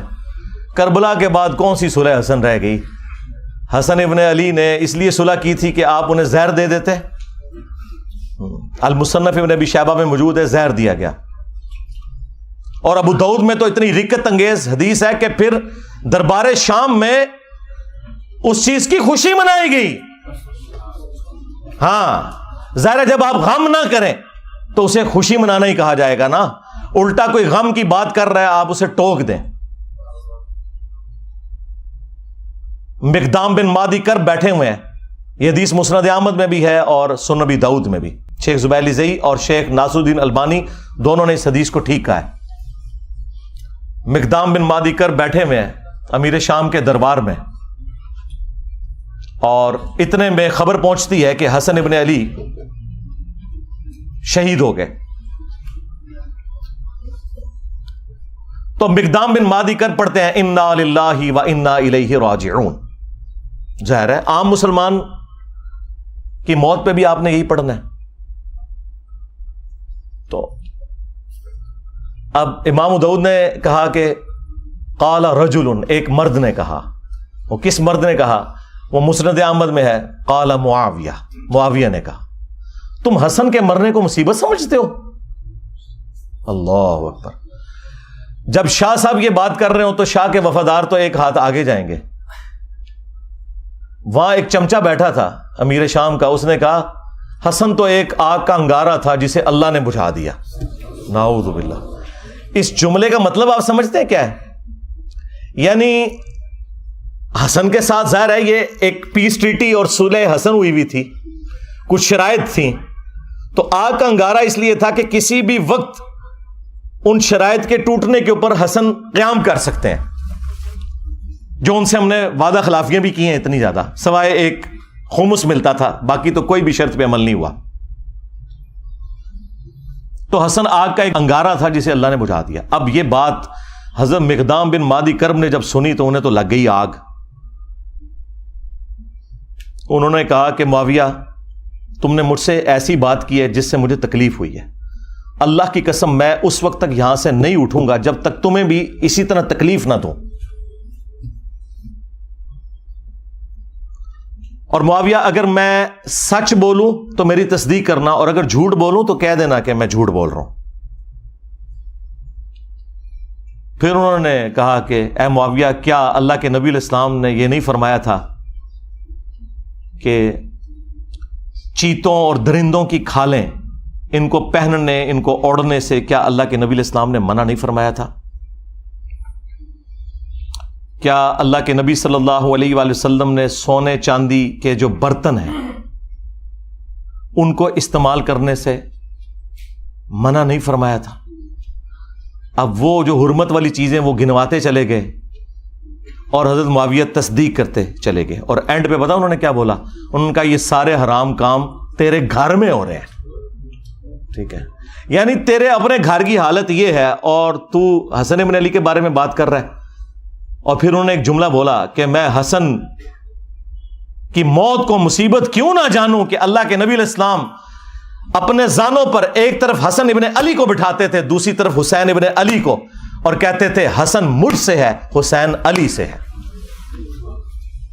اب یہ ساری کی ساری عزت افزائی انورٹڈ کاماز میں جب کروائی امیر شام نے تو انہوں نے کہا مقدام مجھے پتا تھا میں باتوں میں تم سے نہیں جیت سکتا. اور پھر انہوں نے کہا کہ لاؤ مال و دولت مقدام کو بھی دو، ان کے ساتھیوں کو بھی دو. تو مقدام کو جو انہوں نے گفٹ دیے وہ وہیں انہوں نے غریب لوگوں میں ادھر ہی تقسیم کر دیے. بعد میں پھر امیر شام نے پوچھا کہ وہ گفٹس کا کیا بنا، تو انہوں نے کہا کہ مقدام نے تو سب کچھ یہیں پہ تقسیم کر دیا. تو انہوں نے پھر ان کی تعریف کی کہ ہاں مقدام تو پھر مقدام ہے نا.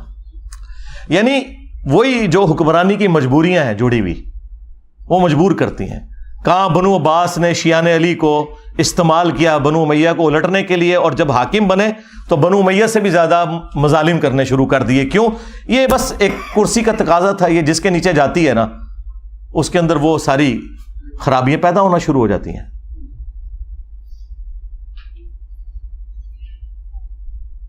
اور ادھر مجھے کریٹیکل ایک بات یاد آ گئی. اکثر آپ لوگ سنتے ہوں گے کہ جی وہ انجینئر صاحب خام خواہ الزامات لگاتے ہیں کہ بنو امیہ کے ممبروں سے سب و شتم ہوتا تھا. میں نے تو کافی ان کو روایتیں دکھائی ہیں، اس میں بھی کافی ساری میری ویڈیو بھی ریکارڈ ہے. ایک مسلم کی حدیث جو بخاری میں بھی موجود ہے وہ سارے کے سارے پول کو کھول دیتی ہے ان کی. اس کا کچھ حصہ بخاری کے اندر ہے اور تفصیل اس کی مسلم کے اندر موجود ہے. اور مسلم شریف میں اس کو سپورٹیو ایک اور حدیث بھی موجود ہے. اسی کے اوپر میرا خیال ہے میں اکتفا کرتا ہوں. میں نے تو کہا تھا کہ میں نے برکت حاضری لگوانی ہے نا اس موقع کے اوپر تو وہ لگوا لوں.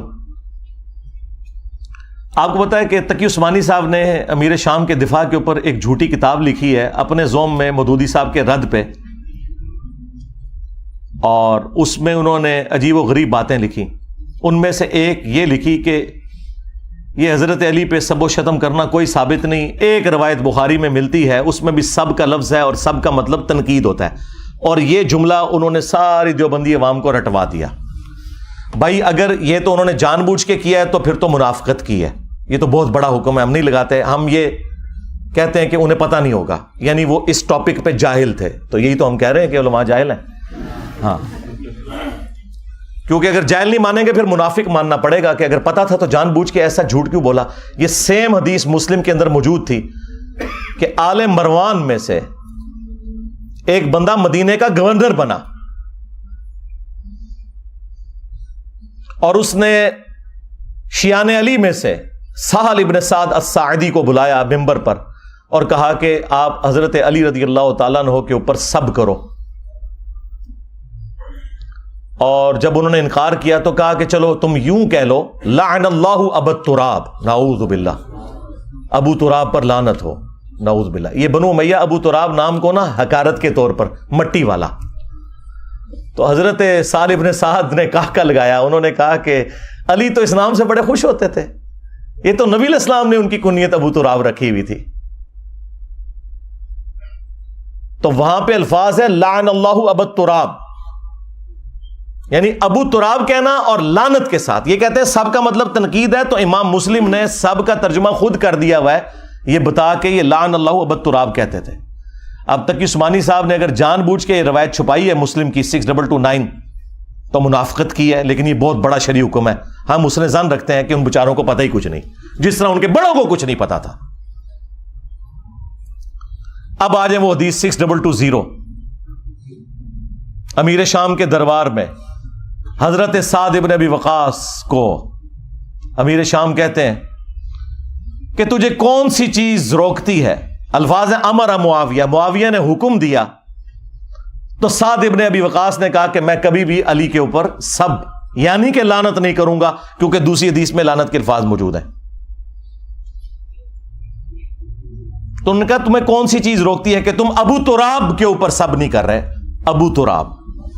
اور یہ وابیوں کا جو ابا ہے نا ابن تیمیہ، اس نے اس روایت کو منہاج السنہ میں کوٹ کیا ہے اور اس نے خود مانا ہے، اس نے فلنگ دی بلینکس کیا ہے کہ ماموں نے حکم دیا تھا سب کروانے کا. ان کا ابا مان کے گیا. اب یہ پتہ نہیں کیوں نہیں اپنے ابے کو مانتے. مسلم شریف میں لکھا ہوا تھا. تو حضرت سعد نے کہا کہ میں نے 3 باتیں علی کے بارے میں ایسی سنی ہے کہ مجھے ایک بھی مل جاتی نا سرخ اونٹوں سے بہتر تھا. سن معاویہ، غزوہ تبوک کے موقع پر نبی علیہ السلام نے عورتوں اور بچوں پر اپنا جانشین چھوڑا مولا علی کو، اور یہ پہلا اور آخری موقع تھا کہ کسی جنگ میں مولا علی شریک نہیں ہو رہے تھے. تو ظاہر ہے وہ افسردہ تھے، رو پڑے. نبی علیہ السلام نے ان کی دلجوئی کے لیے فرمایا کہ اے علی، کیا تو اس بات پہ راضی نہیں کہ تیری میرے ساتھ وہی نسبت ہے جو ہارون کی موسیٰ کے ساتھ، مگر میرے بعد کوئی نبی نہیں. اس کا مطلب آپ کو پتا ہے کیا ہے؟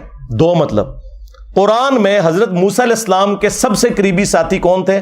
ان کے بھائی ہارون، اور وہ پیغمبر بھی ہوئے. اس اعتبار سے نبی علیہ السلام کا سب سے قریبی ساتھی کون ہوا؟ سیدنا علی. لیکن چونکہ ختم نبوت ہے اس لیے وہ نبی نہیں ہے،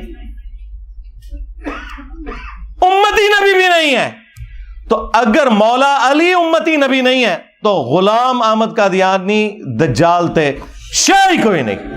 یہ حدیث ختم نبوت کے اوپر بھی پیرا دے رہی ہے. صرف مولا علی کی شان بیان نہیں ہو رہی، ختم نبوت پہ بھی پیرا دینے والی حدیث ہے. سن معاویہ، دوسرا موقع خیبر کا. نبی علیہ السلام نے فرمایا کل میں اس شخص کے ہاتھ میں جھنڈا دوں گا جو اللہ اور اس کے رسول سے محبت کرتا ہے اور اللہ اور اس کا رسول اس سے محبت کرتے ہیں. ہم پوری رات ایڑیاں اٹھا کے دیکھتے رہے کہ وہ خوش نصیب کون ہے. بلکہ مسلم میں تو الفاظ ہیں، حضرت عمر کہتے ہیں مجھے پوری زندگی اس بات پہ رشک رہے گا علی کے اوپر کہ وہ جھنڈا مجھے کیوں نہیں ملا، علی کو مل گیا. اس سے پہلے مجھے کبھی خواہش نہیں پیدا ہوئی تھی.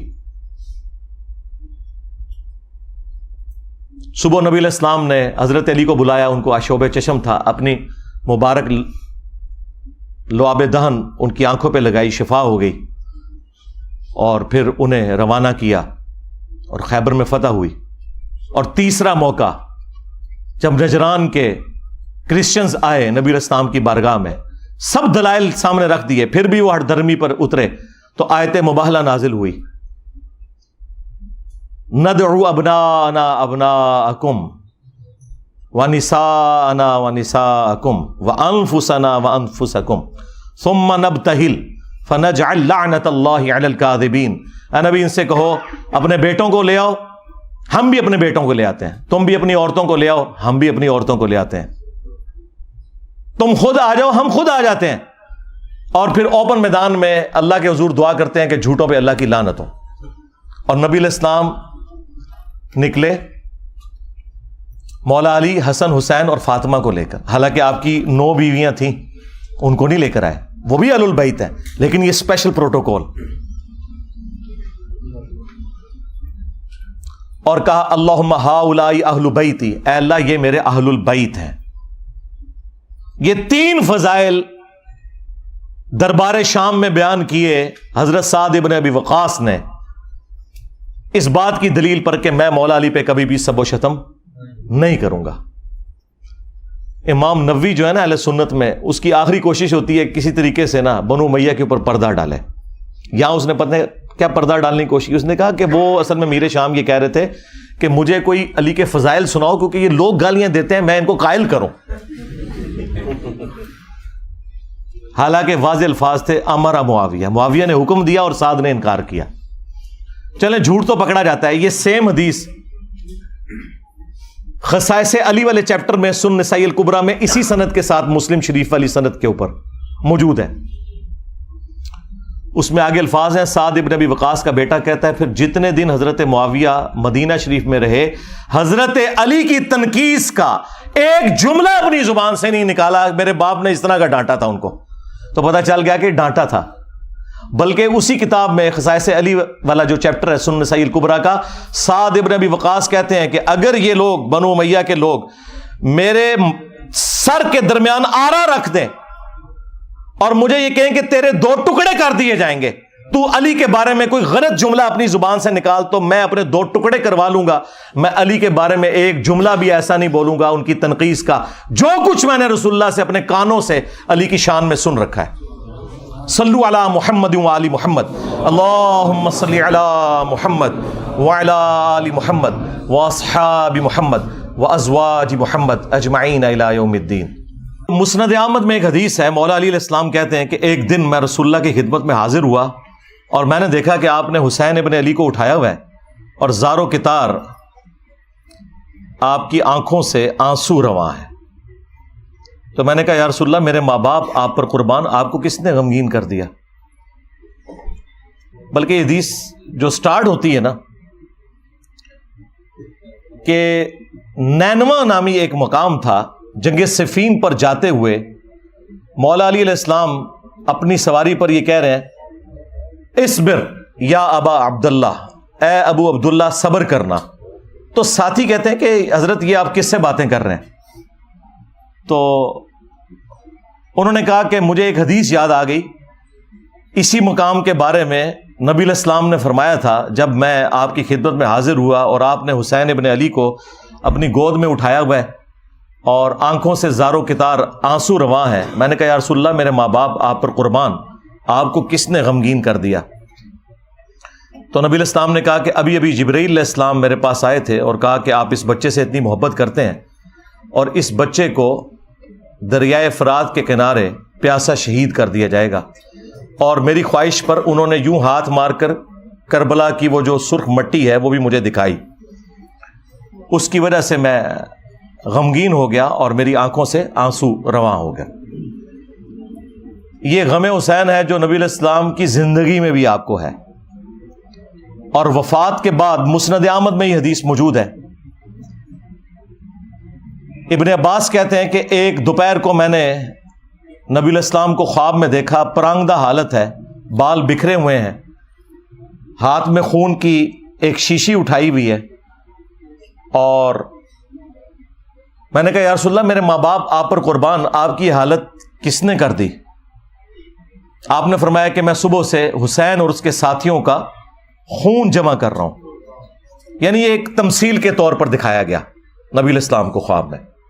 وہ کہتے ہیں میں گھبرا کر اٹھا اور میں نے وہ دن اور تاریخ نوٹ کر لی اور بعد میں چونکہ اس زمانے میں تو کمیونیکیشن اتنی فاسٹ نہیں تھی، پتہ چلا کہ اسی دن یعنی 10 محرم کو عاشورہ کے دن 61 ہجری کے اندر حسین ابن علی کو اور ان کے ساتھیوں کو شہید کیا گیا کربلا کے اندر.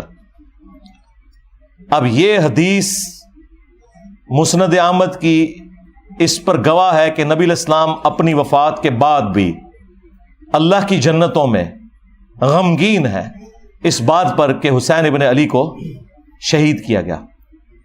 بلکہ انڈیا پاکستان میں جو وہابی فرقے کے لوگ ہیں، دیوبندی اور اہل حدیث، ان کے جو بڑے بزرگ ہیں اسماعیل دہلوی، انہوں نے اسی حدیث کو نقل کر کے ساتھ لکھا ہے یزید پلید. اب یہ آج کل کے یزید کے جو وفادار ہیں یہ پلید لوگ پتہ نہیں کہاں سے آئے، ان کے بڑے تو یزید کو لکھتے ہی یزید پلید تھے کہ اس کی اس ایکٹیویٹی کی وجہ سے نبی علیہ السلام اللہ کی جنتوں میں بھی غمگین ہے. یہ باقاعدہ انہوں نے جو کتاب ہے تذکیر الاخوان ما تقویت الایمان اس کے اندر نقل کیا ہوا ہے. یزید پلید لکھا ساتھ اور یہ حدیث کوٹ کی. تو غم حسین تو جاری ہے. صحیح بخاری میں حدیث ہے, یہ ترمذی میں بھی موجود ہے, کہ حسین ابن علی کا سر کاٹ کر عبید اللہ ابن زیاد کے سامنے لا کر رکھا گیا, اور اس میں امام بخاری نے لکھا ہے برأس الحسین علیہ السلام, حسین علیہ السلام کا سر. امام بخاری نے حسین کے ساتھ علیہ السلام لکھا ہے. مولوی نے نا اردو ترجمے میں نا رضی اللہ عنہ کر دیا. اسلام 360 میں بھی عربی میں لکھا ہے علیہ السلام, اردو ترجمے میں رضی اللہ عنہ. کتنی دو نمبری کرتا ہے مولوی. تو عبید اللہ ابن زیاد ان کے حسن میں کوئی کلام کرنا شروع ہو گیا, اور چھڑی سے بجائے یہ کہ اس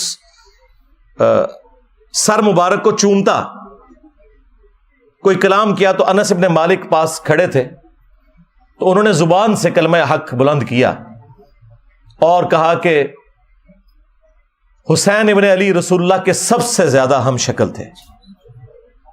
اور حدیث کے الفاظ ہیں کہ اس وقت حسین ابن علی کے سر اور داڑھی میں وسمے کی بوٹی سے رنگا ہوا تھا, یعنی کالا کیا ہوا تھا انہوں نے سر اور داڑھی کے بالوں کو. اچھا, اس حدیث کی شرح پتہ کیا لکھی ہے اہل حدیثوں نے؟ وسمہ اس بوٹی کو کہتے ہیں جو بالوں کو کالا کرنے کے لیے استعمال ہوتی ہے. یہ حدیث کی شرح ہوئی ہے. اور جو اتنا بڑا واقعہ کہ حسین ابن علی کو شہید کر دیا گیا, ان کا سر کاٹ کے پیش کیا گیا گورنر یزید عبید اللہ ابن زیاد کے سامنے, وہ اناٹینڈڈ چھوڑ دیا. یعنی اونٹ نکل لیتے ہیں, یہ مچھر چھانتے پھرتے ہیں. ہمیں تو قرآن میں اللہ تعالیٰ نے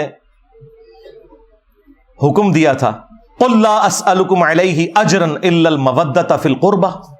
اے نبی ان سے فرماؤ کہ میں اس دعوت و تبلیغ کے بدلے میں تم سے کچھ نہیں ڈیمانڈ کرتا, ہاں جو میری قرابت داری ہے اس کا تو لحاظ رکھو.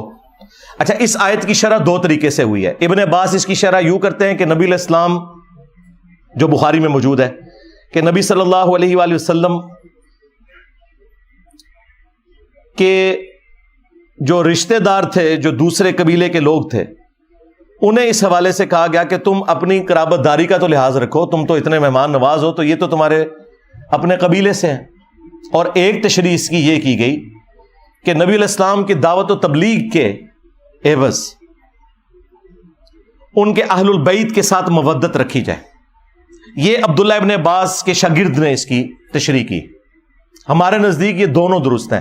جب کافروں سے کہا جا رہا ہے کہ میری رشتہ داری کا خیال رکھو, تو مسلمانوں سے تو بدرجہ اولا کہا جائے گا کہ تم میری رشتہ داری کا خیال رکھو, کیونکہ اس گھر سے سب کو دین ملا. اور اس کو سپورٹی بخاری میں سیدنا ابو بکر کا قول ہے, اور نقل کون کر رہے ہیں؟ عبداللہ ابن عمر, جن کے بارے میں بخاری میں آتا ہے کہ ان سے کسی عراقی نے مسئلہ پوچھا کہ احرام کی حالت میں مچھر یا مکھی کو مار دیں تو کیا کفارہ ہے. انہوں نے کہا کہ یہ پوچھنے والا کون ہے؟ ان کا یہ اہل عراق سے ہے. اور ظاہر عراق اس وقت شام کا صوبہ تھا. بعض لوگ کہتے ہیں عراقیوں نے مار دیا, شیعان علی نے مار دیا. اور بھائی شام میں وفاقی حکومت تھی اور یہ صوبائی حکومت تھی, انہی کے انڈر تھی. اے عراقیوں, تم مجھ سے مکھی اور مچھر کا مسئلہ پوچھتے ہو, تم نے تو اللہ کے نبی کے نواسے کو قتل کر دیا, جن کے بارے میں نے نبی علیہ السلام سے سنا تھا کہ حسن و حسین دنیا میں میرے دو پھول ہیں.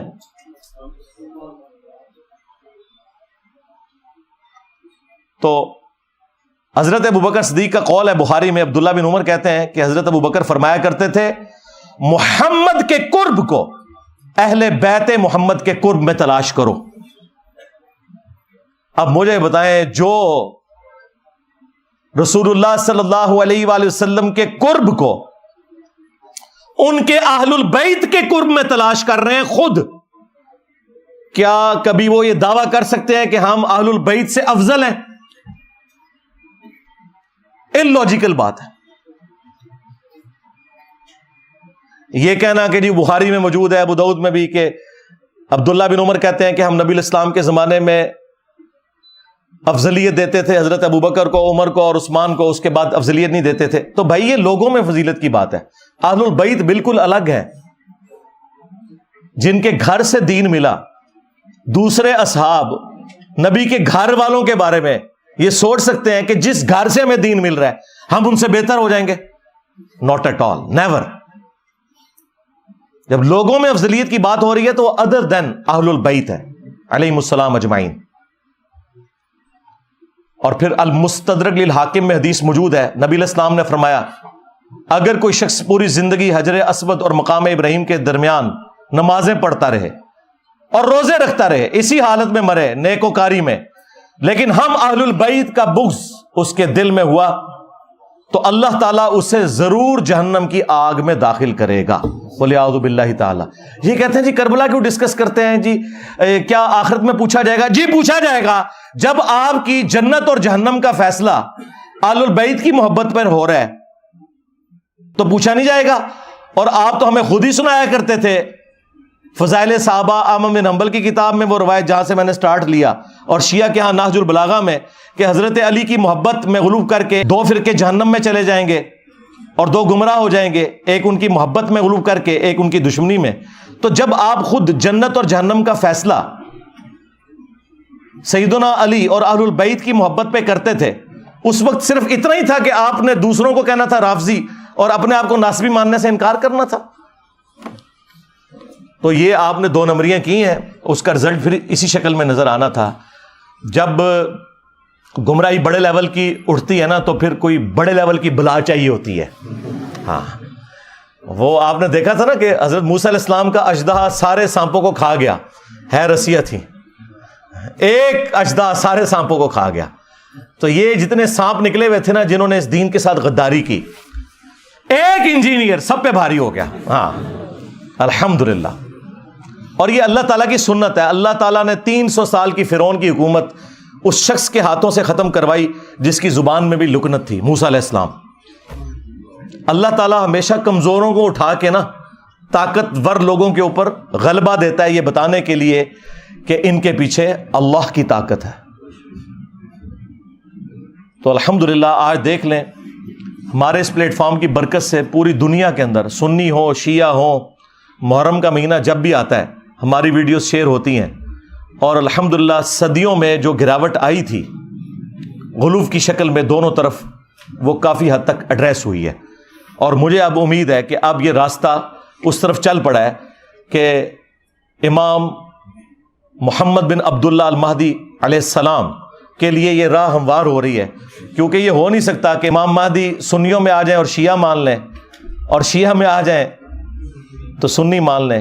اس کے لیے ضروری تھا کہ سنی شیعہ کی تفریق سے بالا تر ہو کر لوگ اپنے ڈفرینسز ضرور رکھیں، لیکن الٹیمیٹلی اس بنیاد کے اوپر قتل و غارت نہ کریں.